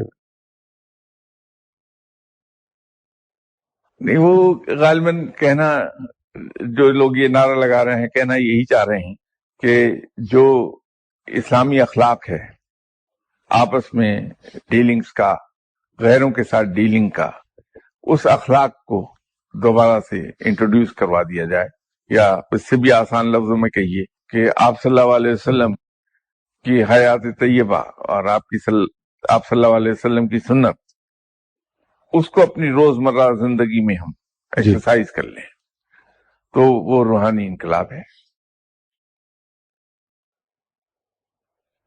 اچھا سر، یہ ایک خود شناسی کیا ہے، اور یہ ہر انسان کا کوئی اپنا زندگی کا مرحلہ ہوتا ہے، یہ خود بخود اس کی زندگی میں وارد ہو جاتا ہے، یا جب بندے نے غور و فکر کرنا ہے، اس کے ذہن میں خیال آنا ہے تو پھر آنی ہے، یا کیا اس کا؟ اب خود شناسی تو بہت مشکل کام ہے، کم ہی لوگ کر پاتے ہیں اسے، اور جس نے اپنے آپ کو پہچان لیا اس نے رب کو پہچان لیا. پروسیس اس کا سیدھا ہے، وہ ہے جو رب نے زور دیا کہ تم غور و فکر کیوں نہیں کرتے. تو اگر انسان فرصت کے لمحات میں بجائے ادھر ادھر وقت ضائع کرنے کے غور و فکر میں پڑ جائے اور اپنی اصلیت کو جاننے لگے کہ میری اصلیت کیا ہے، اور مجھے اللہ نے عالم وجود میں اللہ جو لے کے آیا وہ کہاں سے لے کے آیا؟ گندے پانی کا ایک قطرہ، وہاں سے ابتدا. پیدائش انسان کی کیا ہے کہ جسم پر ایک ٹیتھڑا نہیں ہے کپڑے کا، مکھی اڑانے کا پر قادر نہیں ہے اپنے جسم سے. تو یہ ربی تو ہے جس نے ہمارے ماں باپ کے دلوں میں محبت ڈال دی ہماری، اور باپ نے اپنے خون پسینے کی کمائی ہم پر خرچ کر دی، ماں نے اپنے خون سے بنا ہوا دودھ پلا کے ہمیں بڑا کر دیا. تو جہاں ہمیں اپنی حقیقت کا اندازہ ہونے لگا، وہیں ہمارے اندر یہ چیز آ جائے گی کہ جس رب نے ہمیں پیدا کیا اس نے اپنی بندگی کے لیے پیدا کیا ہے. تو یہ جو ہم سر اٹھا کے چل رہے ہیں، اکڑ کے چلتے ہیں، یہ اکڑ کا ہے کہ اصلیت تو ہماری وہ ہے جہاں سے ابتدا ہوئی ہے ہماری، تو پھر اکڑ کیوں رہے ہیں ہم؟ تو یہ خود شناسی کی طرف ہم چلے گئے. اچھا سر، ہم ایک بڑا وہ اپنے ہی بارے میں پوچھنا چاہیے کہ وہ ہم لوگ جو میڈیا کے لوگ ہیں اپنے ایک کمیونٹی کے طور پر، تو کبھی کبھار تو بڑی شاباش ملتی ہے کہ ویری گڈ، شاباش، آپ معاشرے میں رول آف لا کے لیے اسپیس جو ہے اس کو براڈ کر رہے ہیں، اور بڑی یہ وغیرہ وغیرہ. اور کبھی کبھار اس طرح وہ پٹخ دیتے ہیں کہ وہ بندہ اس پہ وہ حواس باختہ ہو جاتا ہے کہ بھئی یہ کیا ہو گیا میرے ساتھ، میں تو بڑا. تو کبھی وہ چھاتی تان کے چلنے والا مرحلہ، اکلی شرمندگی سے سر جھکا کر چلنے والا مرحلہ. تو آپ کی رائے اس حوالے سے کہ میڈیا کا رول جو ہے اس وقت جو ہو جا رہا ہے، وہ اس کی کیا ہے؟ وہ مثبت ہے، منفی ہے، یا کیا اس کے کیا ہونا چاہیے؟ دیکھیے، بات یہ ہے کہ جب آپ صحیح کو صحیح اور غلط غلط کہتے ہیں تو پھر انسان کو یہ غم نہیں ہونا چاہیے کہ میرے بارے میں کوئی کیا رائے دے رہا ہے. سونر اور لیٹر سبھی لوگ آپ کی سچائی کے قائل ہو جاتے ہیں، اور دشمن بھی کہتا ہے کہ آدمی خراب ہے، سب ہے، لیکن ہے سچا، کبھی غلط بات نہیں کہتا اور ناحق بات نہیں کہتا، سبھی کہنے لگتے ہیں. تو اس کی تو فکر ہونی نہیں چاہیے کہ کون کب ہمیں سر سے نیچے پٹک دیتا اور پھر زمین سے اٹھا کے پھر سر پہ بٹھا لیتا. تو اس کی تو فکر ہی مت کیجیے آپ. شیکسپیئر نے ایک بات کہی تھی کہ جب آپ کو یہ دکھائی دے کہ ایک شخص کے بہت زیادہ مخالفین ہیں تو سمجھ لیجئے کہ وہ آدمی بااصول ہے. تو آپ اگر میڈیا کے اتنے مخالفین ہیں تو میڈیا کو خوش ہو جانا چاہیے جی کہ وہ اصولوں پر چل رہا ہے۔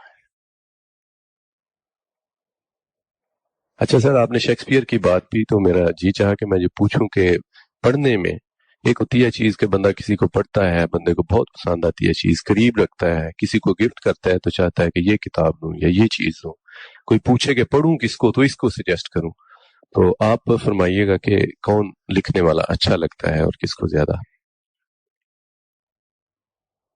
یہ اتنا مشکل سوال آپ نے کر لیا کہ اس کا جواب شاید میں پوری کوشش کر کے بھی نہ دے پاؤں، اس لیے کہ بنیادی طور پہ میں بالکل ان پڑھ آدمی اور مجھے تعلیم حاصل کرنے کا اتفاق ہی نہیں ہو سکا، لیکن میں نے جو دیکھا کہ جو چیزیں فائدہ دے گئی ہیں وہ اصل میں لوگوں کی لکھی ہوئی وہ کتابیں ہیں جس میں انہوں نے اپنے تجربات بیان کیے ہیں، چاہے وہ سفر نامے کی صورت میں ہے، چاہے وہ میموائرز کی صورت میں ہے، چاہے وہ آٹوبایوگرافیز کی صورت میں ہے۔ کیونکہ ہوتا یہ ہے کہ ایک آدمی جب 60 سال کی نوکری کر کے ریٹائر ہوتا ہے یا 70-75 سال تک بزنس کر کے ریٹائر ہوتا ہے تو کتاب لکھتا ہے جو اس کے اپنے تجربات پر مبنی ہے۔ اب ان 60 سالوں کی نوکری میں یا 70 سالہ عمر تک بزنس کرنے میں اس نے بہت نشیب و فراز دیکھے ہیں، بہت ماریں کھائی ہیں، نقصانات بھی کیے ہیں، ٹھوکریں کھائی ہیں، تو اس کی بڑی ہائی پرائسز نے پے کی ہے اس ایکسپیرینس کی جو آپ کو بیان کر رہا ہے کتاب میں۔ جی اس غریب نے 60 سال کی عمر تک جو نوکری کی، ٹھوکریں کھائی، مار کھائی، سب کچھ کیا، میں صرف 600-700 یا 800 روپیہ خرچ کر کے اس کی وہ کتاب اٹھا کے لاتا ہوں اور وہ پڑھ کے میں سبق سیکھ جاتا ہوں، تو انتہائی سستا سودا کرایا میں۔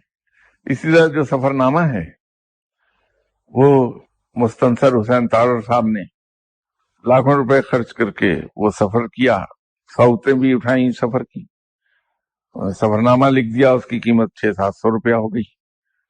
میں وہ لے آیا تو انہوں نے جو اس کے اندر تجربات لکھے اپنے، اس سے میں سبق 700 روپے میں سیکھ گیا۔ تو میں تو یوں سمجھا کہ سستا سودا اسی طرح ہو سکتا ہے کہ جو لوگ جنہوں نے اپنی اپنی فیلڈ میں ایک نام کمایا، جی ان کی لکھی ہوئی کتابیں جس میں ان کے ایکسپیرینسز ہیں، چاہے اس کو نام وہ آٹو بایوگرافی دے دیں، جی میموائرز کا نام دے دیں یا سفر نامے کا نام دے دیں، جی جی وہ پڑھ لیا جائے تو انسان بہت کچھ سیکھ جاتا ہے۔ اب اس میں میرا اصل میں کوئی 1 یا 2 یا 10-20 رائٹرز نہیں ہیں، کتابیں پڑھی بھی اور پڑھنے کے بعد میں ویسے بھی چاہے کنجوس ہوں، کتاب کے بارے میں ذرا زیادہ کنجوس ہوں،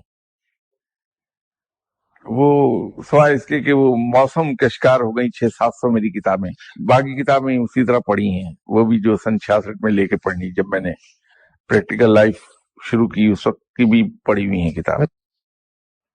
ابھی میں آپ سے عرض کر رہا تھا کہ ایسٹ پاکستان ٹریجڈی پر جی میرے پاس کم و بیش 60 سے 70 کتابیں ہوں گی جو دنیا بھر میں لکھی جانے والی کتابیں، جہاں جہاں میری رسائی تھی وہاں سے اکٹھی کر لایا، میں ان کو پڑھتا رہا، تو اس سے مجھے بڑے ویو پوائنٹ مل گئے ایک ہی ٹاپک پر۔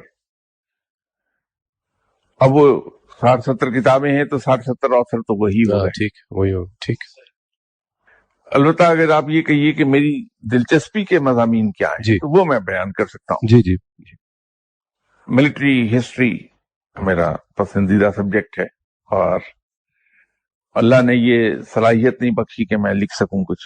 اگر مجھے یہ صلاحیت اللہ بخش دیتا تو شاید میں ڈیفنس اینالسٹ ہوتا، اچھا پارٹ ٹائم اپنی نوکری کے علاوہ اگر میں ہابی کے طور پر لکھتا تو میں ڈیفنس اینالسٹ ہوتا۔ وہ میرا بڑا پسندیدہ سبجیکٹ ہے۔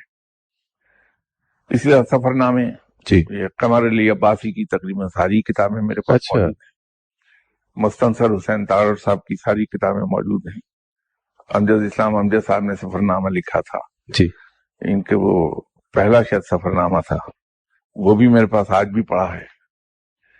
تو یہ اس طرح کی چیزیں زیادہ پڑھتا رہا، لیکن وہ मुसन्नफीन इतने हो गए होंगे मेरा ख्याल, जो किताबें मेरे पास हैं घर पर, वो कमोबेश 2000 मुसन्नफीन तो होने चाहिए। अच्छा,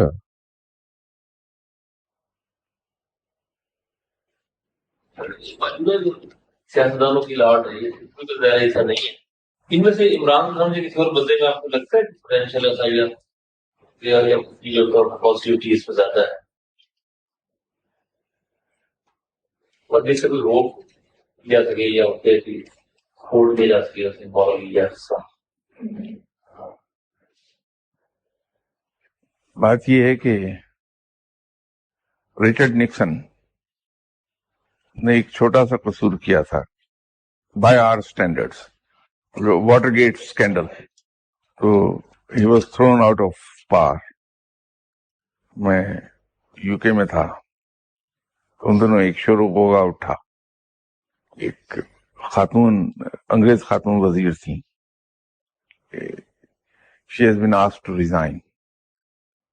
वो वजह किसी की समझ में नहीं आ रही थी, तो पहले दिन ये न्यूज थी कि she has been asked to resign, और अगले दिन फिर एक न्यूज सिर्फ इतनी सी आई, बड़ी मुख्तसर सी, कि उन्होंने एक नस्ली लतीफा सुनाया था एक प्राइवेट डिनर में,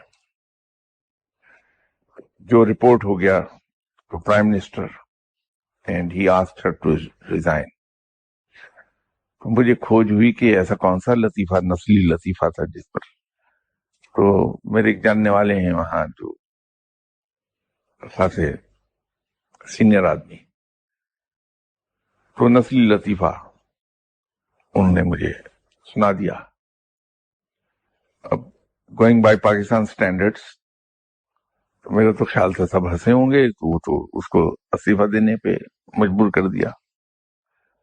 एक और वजीर निकाल दिए गए, जो अब एमपी तो हैं लेकिन वजीर न रहे।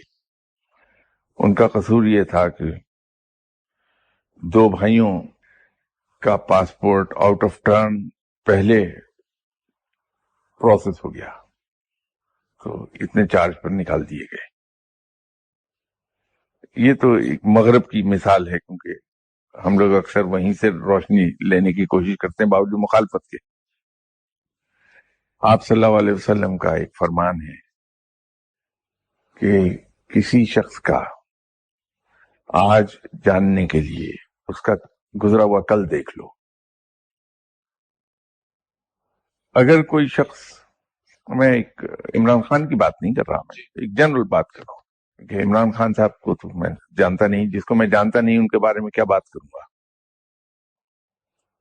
मैं तो लीडर उसे अपना बनाना चाहूंगा जिसमें और बुराइयां हों तो हों, लेकिन वो झूठ ना बोलता हो। और मुसीबत ये है कि आज तक हमने अपने किसी लीडर को इस बात पर नहीं चेक किया कि उसने झूठ बोला है। शायद हमारे यहाँ झूठ बोलना ऐसी बुराई है जिसको बुराई समझा नहीं जा सकता। लेकिन यकीन जानिए कि अगर कभी कोई ऐसा आदमी हमने अपना लीडर चुन लिया जो झूठ ना बोलता हो, तो जिंदगी बड़ी आसान हो जाएगी और वो सही मानों में लीडर होगा। सर वो सवाल ये कर रहे थे कि आमतौर पे एक होता है कि बंदा जब एक किसी जिम्मेदारी के एहसास के साथ जिंदगी गुजारता है, तो वो एक उसमें एक आ जाती है चीजों के में बेसाख्तगी जो है उससे एक तरह मुतासर होती है। तो मैं आपके बारे में सोचता हूँ तो मेरे जहन में आता है कि जब आप बेसाख्तगी के मरहले या लम्हे आते होंगे तो वो क्या करते होंगे? गार्डनिंग करते होंगे, ड्राइविंग करते होंगे, बच्चों के साथ वक्त गुजारते होंगे, या ये है किसी दोस्त के पास जाके वहां, तो इस तरह की कोई बात?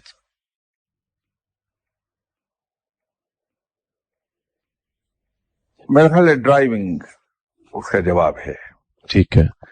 कि मेरी जिंदगी की सबसे बड़ी तफरीह ड्राइविंग है।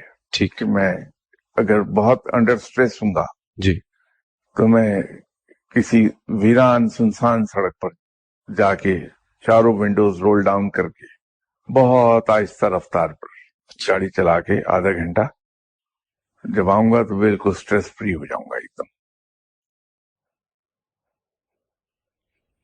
اور اکیلے میں ڈرائیونگ؟ تنہائی.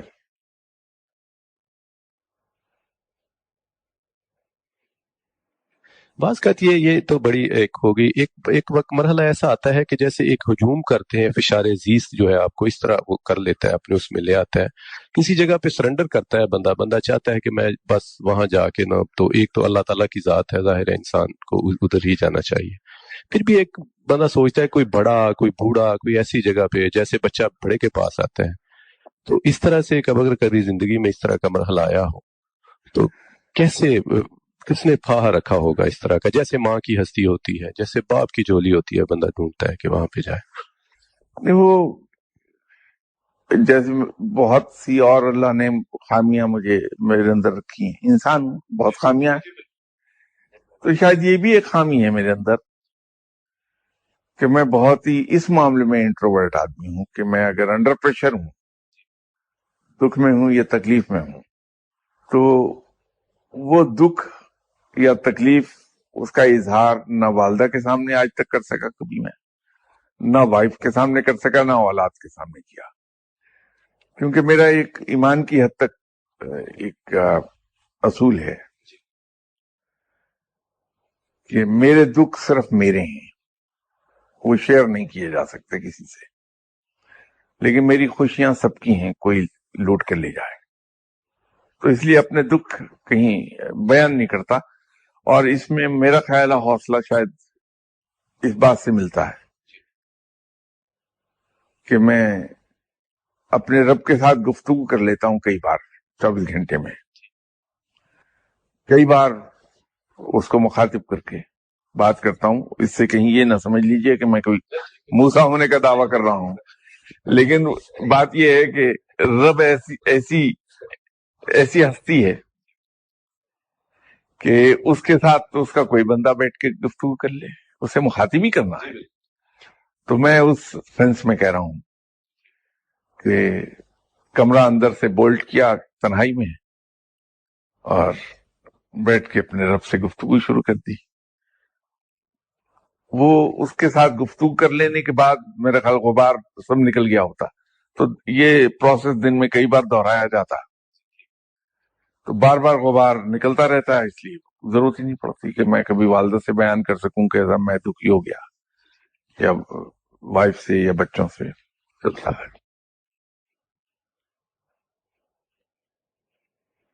عام طور پہ ہوتا ہی ہے کہ انسان جس جگہ پہ ہو وہاں سے اپنے سے بہتر، اس سے بہتر کسی بھی حوالے سے پسند ہوتی ہے، بندہ اس کو دیکھ کے رشک کرتا ہے کہ یہ ہم نے دیکھا یہ ہے کہ عام طور پہ یہاں ایوری ڈے ہیروز جو ہیں ان کو نظر انداز کر کے تو اوپر کی طرف دیکھنے کی کوشش لوگ کرتے ہیں زیادہ، وہ خاموشی حوالے سے ہوں یا کسی بھی کوئی بھی.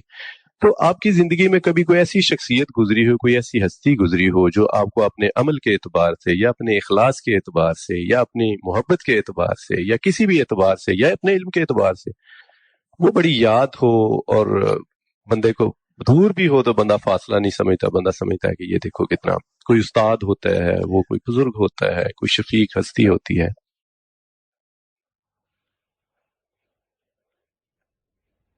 یہ ایک عجیب واقعہ یہ گزرا ہے میرے ساتھ کہ میری ابتدائی تعلیم اس زمانے میں ہوئی جس زمانے میں ہمارے جو پرائمری اسکول کے سلیبس تھے وہ شاید بڑے دانشوروں نے سیٹ کیے تھے اور بہت ہی تھاٹ فل سلیبس ہوتے تھے.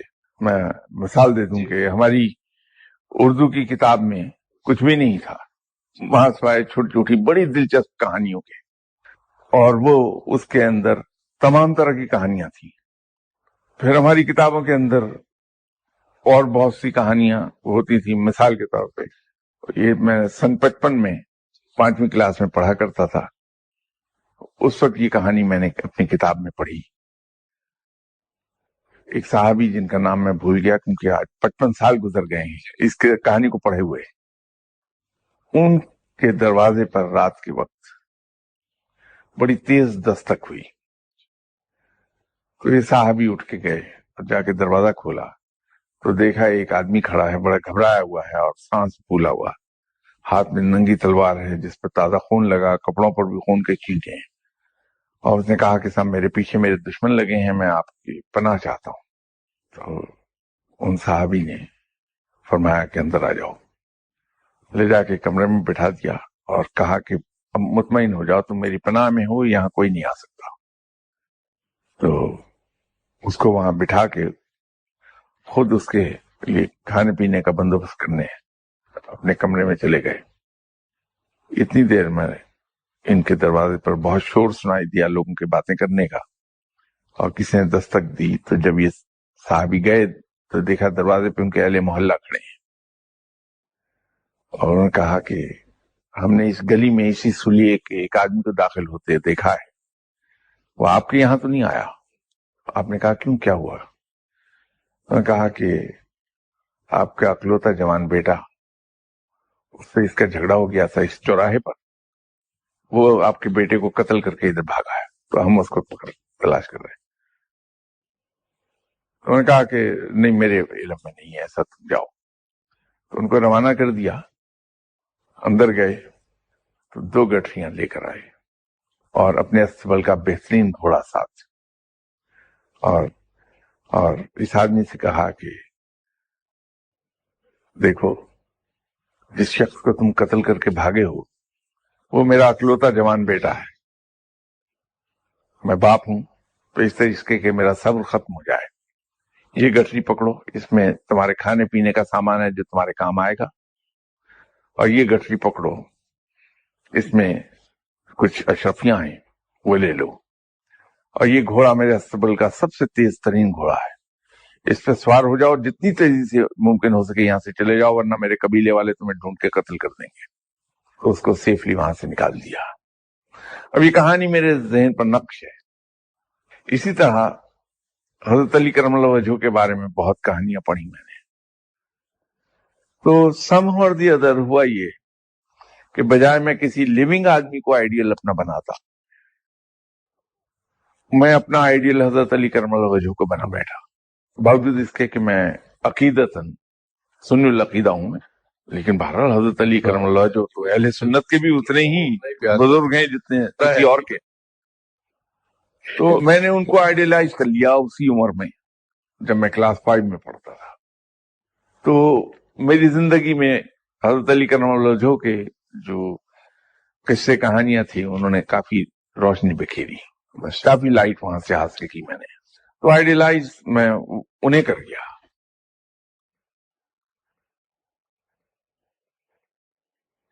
اچھا سر، ایک میری طرف سے تو یہ میرا آخری سوال ہوگا، یہ عام طور پہ یہ ایک امپریشن ہے میرا، ہم نے دیکھا ہے کہ جو لوگ دین کا نام لیتے ہیں، اسلام کی بات کرتے ہیں، مبلغ ہیں، داڑھی رکھی یا تو باقی، ایک تو میں نے کبھی ان کو اکیلا چلتے ہوئے نہیں دیکھا، 3-4 لوگ ادھر ان کے ہوتے ہیں، ایسے ہٹ جاؤ راستہ دو، ایک بات۔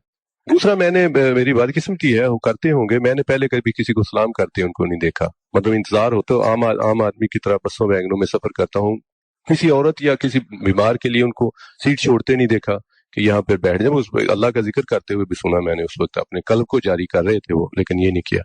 تو یہ ایک طرح کا یہ ایک سپیریئرٹی کمپلیکس یا کہہ لیں، یا یہ شکاوت کہہ لیں، یا یہ کیوں آ جاتی ہے ایسے لوگوں، جب اللہ کے نبی صلی اللہ علیہ وسلم نے تو خود پھٹے ہوئے کپڑے پہنے، لوگوں کی سامان اٹھا کے گھروں تک گئے، ان کی عیادت کرنے گئے، اسلام کرنے کی لوگوں کو خواہش رہی کہ پہلے کر لیں، لیکن آپ صلی اللہ علیہ وسلم نے پہلے کیا۔ تو یہ ایک عجیب برہمیت ہے، اور یہ عجیب و غریب۔ میں جوانی میں ایک صاحب سے ملا تھا جن کا اپنا کوئی دعویٰ نہیں تھا، لیکن لوگوں کا کہنا یہ تھا کہ بہت بڑی روحانی شخصیت تھی، اپنا دعویٰ کچھ نہیں تھا، اور وہ کسی سے لیتے بھی نہیں تھے کچھ، بلکہ ہر ایک کی خدمت کرتے تھے۔ تو میری جوانی کے دن تھے، تو میں ان کے پاس جا کے بیٹھنے لگ گیا، تو وہ سلسلہ چلتا رہا۔ ایک دن ہماری ایک کانفرنس تھی پشاور میں، تو میں بائی روڈ پشاور جا رہا تھا، مجھ سے فرمانے لگے کہ کدھر جا رہے ہو؟ میں نے کہا میں پشاور جا رہا ہوں۔ کس پہ جاؤ گے؟ گاڑی پہ۔ کہ چلو میں بیٹھ جاتا ہوں تمہارے ساتھ، آئیے تشریف لائیے۔ تو پشاور میں ہوٹل میں ہم ٹھہرے. اگلے دن میں صبح کی نماز کے بعد صرف ان کے کمرے میں یہ دیکھنے گیا کہ رات ان کی کیسی گزری, آرام دیتی ہے نہیں. تو ان کے پاس جب گیا, سلام کیا, انہوں نے کہا بیٹھ جاؤ. وہ باتیں کرنے لگ گئے مختلف. تو باتیں کرتے کرتے سڈنلی انہوں نے اپنا سلسلہ گفتگو روکا اور مجھے کہنے لگے میں تمہیں آج ایک بات کہنا چاہتا ہوں. میں نے کہا جی فرمائیے. کہ تم اپنا ظاہر ایسا بنائے رکھنا کہ اس سے تمہارے باطن کی خبر نہ ملے کسی کو. اپنا ظاہر ایسا بنائے رکھنا کہ کسی کو تمہارے باطن کی اس سے خبر نہ ملے. اس کے بعد پھر جہاں بات چھوڑی تھی وہیں سے شروع کر کے پھر بات ختم ہو گئی. تو میں اس بات پر غور کرتا رہا بہت دیر. کئی سال گزر گئے, آپ انتقال فرما گئے وہ بزرگ. اس کے بعد ایک دن پھر مجھے دھیان آیا کہ وہ اس کے پیچھے حکمت یہ تھی کہ اگر دنیا کو یہ پتہ چل جائے کہ یہ بندہ بڑی پابندی سے نماز پڑھتا ہے, روزے رکھتا ہے, دین کی باتیں کرتا ہے, تو وہ اس کی عزت کرنے لگتے ہیں, اس کو سلام کرنے لگتے ہیں. تو اس سلام سے انسان کا نفس پھلنے پھولنے لگتا ہے. تو جب انسان کا نفس پھلنے پھولنے لگا تو وہ سپیریورٹی کمپلیکس میں چلا گیا, اور وہاں یہ کیفیت پیدا ہو جائے گی جو آپ فرما رہے ہیں. تو اس سے بچنے کا طریقہ یہی ہے سب سے بہتر کہ انسان بڑی خاموشی سے اپنے رب کو پکارتا رہے, اس کو ظاہر نہ ہونے دے کسی پر, تاکہ کوئی اسے سلام نہ کرنے پائے. بڑے شاہ صاحب کا ان سے آپ کی کیسے ہوئی ملاقات اور کیا رہا؟ اور وہ جیسے میں نے عرض کیا کہ میں نے آئیڈیلائز کر لیا تھا حضرت علی کرم اللہ وجہہ کو. اس کے بعد پھر فردر جو پڑھنے کو چیزیں ملی, ٹیکسٹ بکس, اس میں دوسرے بزرگان دین کا نام مبارک بھی آیا. ابو علی قلندر, جناب سرکار سید العابدین علی احمد ثابت صاحب کلیر شریف والے, بابا فرید. تو یہ ان لوگوں کی طرف بلا وجہ میں رغبت ہوئی, تو شوق پیدا ہوا کہ ان لوگوں کو دیکھا جائے کیسے ہوتے ہیں. تو یہ تجسس ہو گیا. میں اس وقت گورنمنٹ آف پاکستان کے لیے کام کر رہا تھا, اور یہاں میری رہائش ہوتی تھی کیبلی گراؤنڈ آفیسرز کالونی میں. وہیں اسی کالونی میں ایک میجر صاحب رہتے تھے. وہ ایک دن مجھے ملے اور کہنے لگے کہ شاہ صاحب آپ بڑے شوق سے ایسے لوگوں سے ملتے ہیں. میں ایک بزرگ آدمی سے ملا ہوں جو میرے خیال کے مطابق تو ولی اللہ ہے. تو میں نے سوچا کہ آپ کو بڑا شوق ہے, آپ کو میں بتاؤں. تو میں نے کہا کہ میجر صاحب سر بتانے سے تو کام نہیں چلتا, ملوائیے بھی. تو کہنے لگے کہ اچھا میں ان سے اجازت لے لوں پھر ملاؤں گا. تو اگلے دن وہ آ گئے, کہنے لگے میں نے اجازت لی, وہ کہہ رہے ہیں کہ لے آئیں شاہ صاحب. تو میں گیا تو ایک صاحب جن سے ملاقات ہوئی, وہ بظاہر کسی طور بھی اس حلیے پر, اس سٹینڈرڈ پر فٹ نہیں بیٹھتے تھے جو ہم قصے کہانیوں میں پڑھتے تھے. تو ان کے پاس جا کے میں بیٹھا, گفتگو ہوئی. تو پھر ایک کشش سے محسوس ہوئی کہ ان سے دوبارہ ملا جائے, اور کچھ نہیں تو چائے تو پی لیں گے ان سے ہم. تو بھی اللہ کے بندے ایسے ملا جائے, اور کچھ نہیں تو چائے تو پی لیں گے ان سے ہم. تو بھی اللہ کے بندے ایسے بھلے تھے کہ اپنے ہاتھ سے چائے پلاتے تھے, اپنے ہاتھ سے ہمارے جامع. اور وہاں سے پھر آہستہ آہستہ ان کی باتیں کھلنے لگیں. تو پتہ چلا کہ یہ تو اللہ کے بڑے نیک بندے ہیں, اور ماشاءاللہ اللہ کی راہ پہ چلتے ہیں, اور دکھاوا نہیں ہے, بالکل ظاہری نہیں ہونا دینا چاہتے کہ میں کیا ہوں. بعد میں پتہ لگا کہ وہ امبالہ سے ان کا تعلق تھا. تو سلسلہ صابریہ میں انہوں نے بیعت کی تھی. ان کے مرشد نے انہیں سلسلہ وارثیہ کے ایک بزرگ کے پاس بھیج دیا کہ وہاں سے تربیت حاصل کر لیں. تو یوں سلسلہ وارثیہ میں ان کی تربیت ہو گئی. پاکستان بن گیا تو وہ گجرخاں میں آ کے رہنے لگے. تو روزگار کے لیے وہ کام کر رہے تھے لوہار کا. پھر گجر خان سے لاہور شفٹ ہو گیا یہاں. تو سنت نگر میں ایک گھر میں ایک چھوٹا سا کمرہ کرایہ پہ لیا. وہ کمرہ تو کیا تھا اصل میں، وہ تھا باتھ روم، جس کو انہوں نے کنورٹ کر دیا تھا مالک مکان نے انٹو اے روم. اور اس کا جو سائز تھا وہ ایگزیکٹلی جو بنتا تھا وہ کوئی 3.5 فٹ بائی 5.5 فٹ بنتا تھا اس باتھ روم کا جس میں وہ رہتے تھے. ہم بھی ان کے پاس وہیں جا کے بیٹھ جایا کرتے تھے. تو یہاں پتہ یہ لگا کہ میرے ملنے سے پہلے کی باتیں ہیں کہ انہوں نے پہلے جلیبی کی ریڑھی لگا لی، پھر انہوں نے شربت بیچنا شروع کر دیا. ان کی خوبی یہ تھی کہ کسی سے کچھ لیتے نہیں تھے. میں اتنا عرصہ ان کے ساتھ رہا اور بہت قربت سے رہا، میں نے کسی سے انہیں کچھ مانگتے نہیں دیکھا. خود اپنے جو اخراجات تھے اس کے لیے محنت کر کے اسے کماتے تھے، اور جو بھی کوئی چلا گیا جو پاس ہے اس کو کھلا پلا دیا. یہ یہاں 1986 تک ان کے ساتھ میرا سفر رہا. 13 اگست 86 کو ان کا انتقال ہو گیا. تو ان کے بارے میں بھی معلومات میرے پاس کوئی زیادہ نہیں ہے، کیونکہ شاید جس طرح اپنے بارے میں زیادہ میں کھلتا نہیں، اسی طرح جن لوگوں سے میری ملاقات ہوتی ہے ان کے بارے میں بھی کبھی کوریدا نہیں کہ کون ہے. جو انتہائی قریبی دوست ہیں ان کے بارے میں بھی تو معلومات زیادہ نہیں ہوتی. ان کے بارے میں بس اتنی ہی معلومات ہیں میرے پاس، یعقوب علی شاہ صاحب کے بارے میں.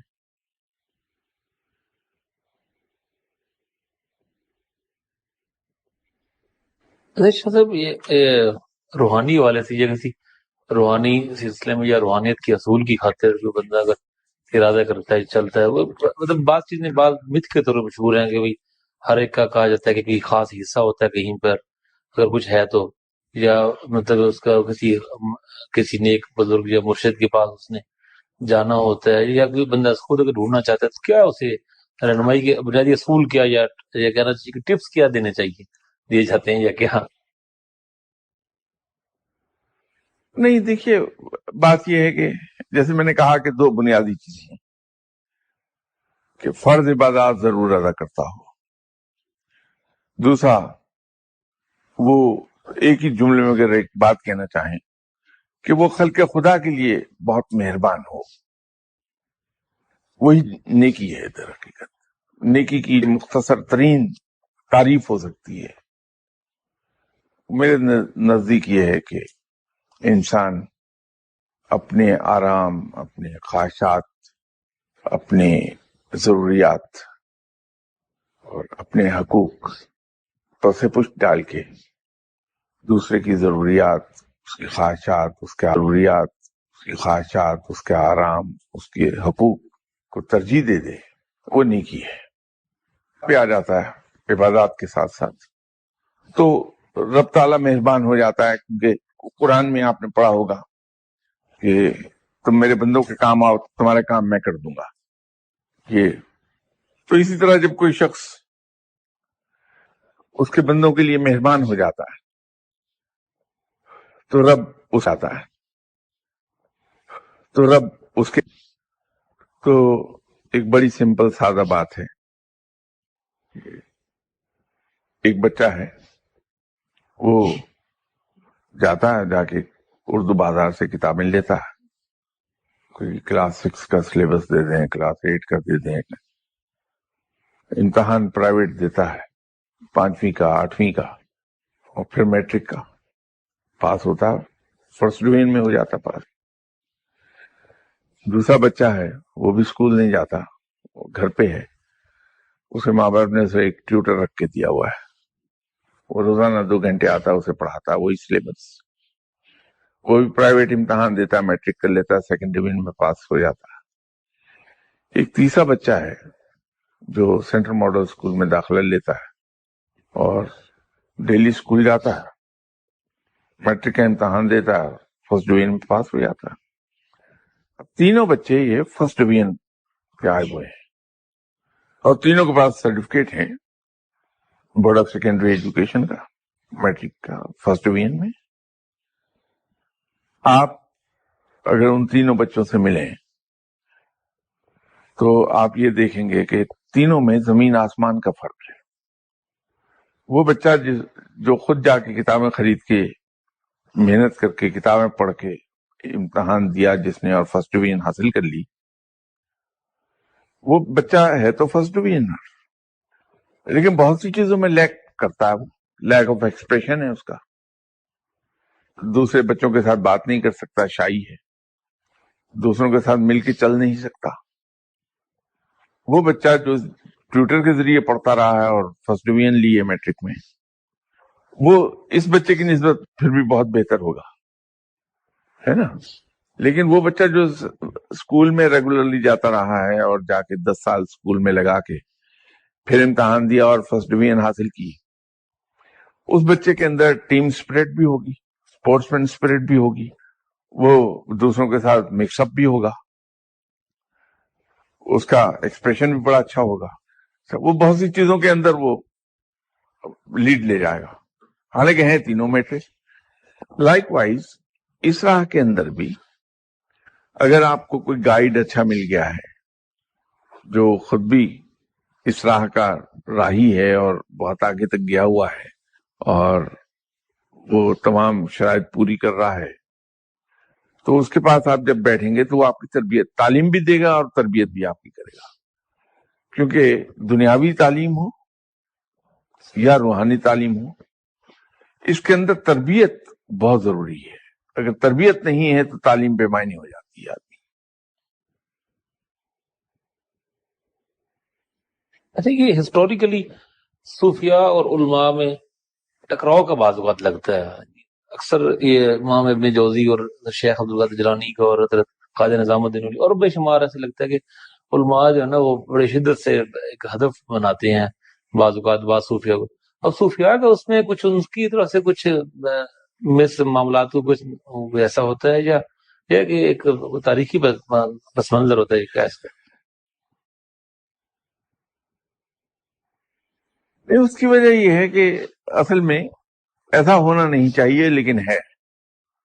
बात यह है कि जो आलिम हैं वो लोगों को बताते हैं कि क्या चीज क्या है। फकीर ये बताता है कि इस चीज को इम्प्लीमेंट कैसे करना है। जाहिर है कि एक किताबी थ्योरी है और एक प्रैक्टिकल है। ये दुनिया का भी कोई इल्म होगा तो उसमें भी आप देखेंगे। उसमें मैं एग्जांपल आपको दे देता हूं कि आप गाड़ी लेके जाते हैं एक रोड साइड वर्कशॉप में, मैकेनिक के पास, जो वर्कशॉप से हमारी, उससे बात करते हैं और उसको कहते हैं यार मैं गया था, वो जो फलां ऑटोमोबाइल इंजीनियर नहीं है उसके पास, तो वो तो कह रहा था कि इसका कार्बोरेटर नहीं खोलना चाहिए, तुम इसको कह रहे सर्विस करूंगा तो कार्बोरेटर की भी करूंगा। जी उसको क्या पता है, यही होता है ना। उस इंजीनियर से बात करें तो क्या वो मैकेनिक, वो अनपढ़ आदमी है जी, उसको मालूम नहीं गाड़ी होती क्या, मैं तो इतने साल क्वालिफाई करके आया। इसलिए कि ये थ्योरी और प्रैक्टिकल फर्क है। और यही हाल फकीर का और आलिम का है। अच्छा, वो आखिरी थोड़ा सा अगर आप चाहें तो आप उसका बेशक कमेंट ना भी कीजिए, लेकिन ये चूंकि चीजें छप चुकी हैं थोड़ा सा, तो मैं चाहता हूँ कि क्लैरिफाई हो जाए। मुमताज मुफ्ती के हवाले से, मुफ्ती जी के 2-3 खाके आप पढ़े, लेकिन उनके आखिरी इंटरव्यू आया जो जावेद चौधरी साहब ने छापा वो किताब में, जिसमें आपके बारे में बिल्कुल डिसऑन किया और वो किए हैं, तो क्या आप कमेंट करना चाहेंगे इस बारे? वजह क्या बनी थी इसकी कोई या कुछ?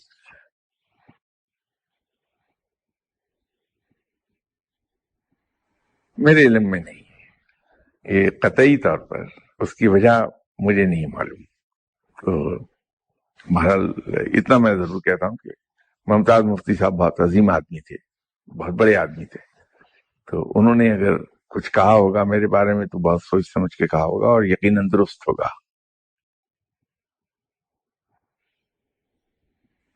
अच्छा सर, ये जो इल्म लुदुन्नी के बारे में कहा जाता है, अभी लेक्चर्स भी हैं इस पे कि ये दुनिया के तमाम मालूम पर ये हावी होता है, ये तो ये एक एस्टेब्लिश फैक्ट के तौर पे ये बात की जाती है। ये यकीनन एस्टेब्लिश फैक्ट है। आप یہ کہتے ہیں صاحب میں میٹرک میں سائنس پڑھ رہا ہوں، اگر میں پوچھوں کہ آپ کے سبجیکٹس کیا ہیں تو آپ جواب دیتے ہیں جی میرا سائنس، ڈرائنگ اور میتھ۔ اب سائنس کے اندر کتنی چیزیں آ جاتی ہیں، فزکس ہے، کیمسٹری ہے۔ اسی طرح آپ نے مجھے کہا میں نے میتھ لیا ہوا ہے، اب میتھ کے اندر میتھمیٹکس آ گیا، رادر ارتھمیٹک آ گیا، الجبرا آ گیا، جیومیٹری آ گئی، ٹریگنومیٹری آ گئی، ٹھیک ہے۔ اب کہتے تو ہیں جی میں نے میتھ لیا ہوا ہے، اسی طرح وہ سائنس آپ کہتے ہیں پڑھو، آپ 20 سبجیکٹ رہے ہیں اس کے اندر۔ تو اسی طرح علم لدنی جو ہے یہ مختلف علوم کا مجموعہ ہے۔ جب آپ جیسے سائنس اگر پڑھیں گے، آپ نے لیا، جب آپ نے میٹرک میں ٹک کیے ہوں گے سبجیکٹ آپشنل، تو آپ نے سائنس اور میتھ پہ ٹک کیا، تو یہ آگے الجبرا، جیومیٹری، ٹریگنومیٹری وغیرہ تو خام میں گلے پڑ گئی آپ۔ اسی طرح جب سائنس آپ نے ٹک کیا تو آپ کو سارا کچھ پڑھنا پڑ گیا۔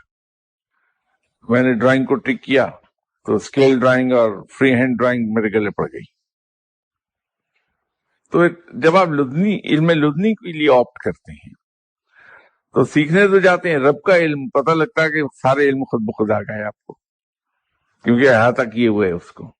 وہی ہے قصہ۔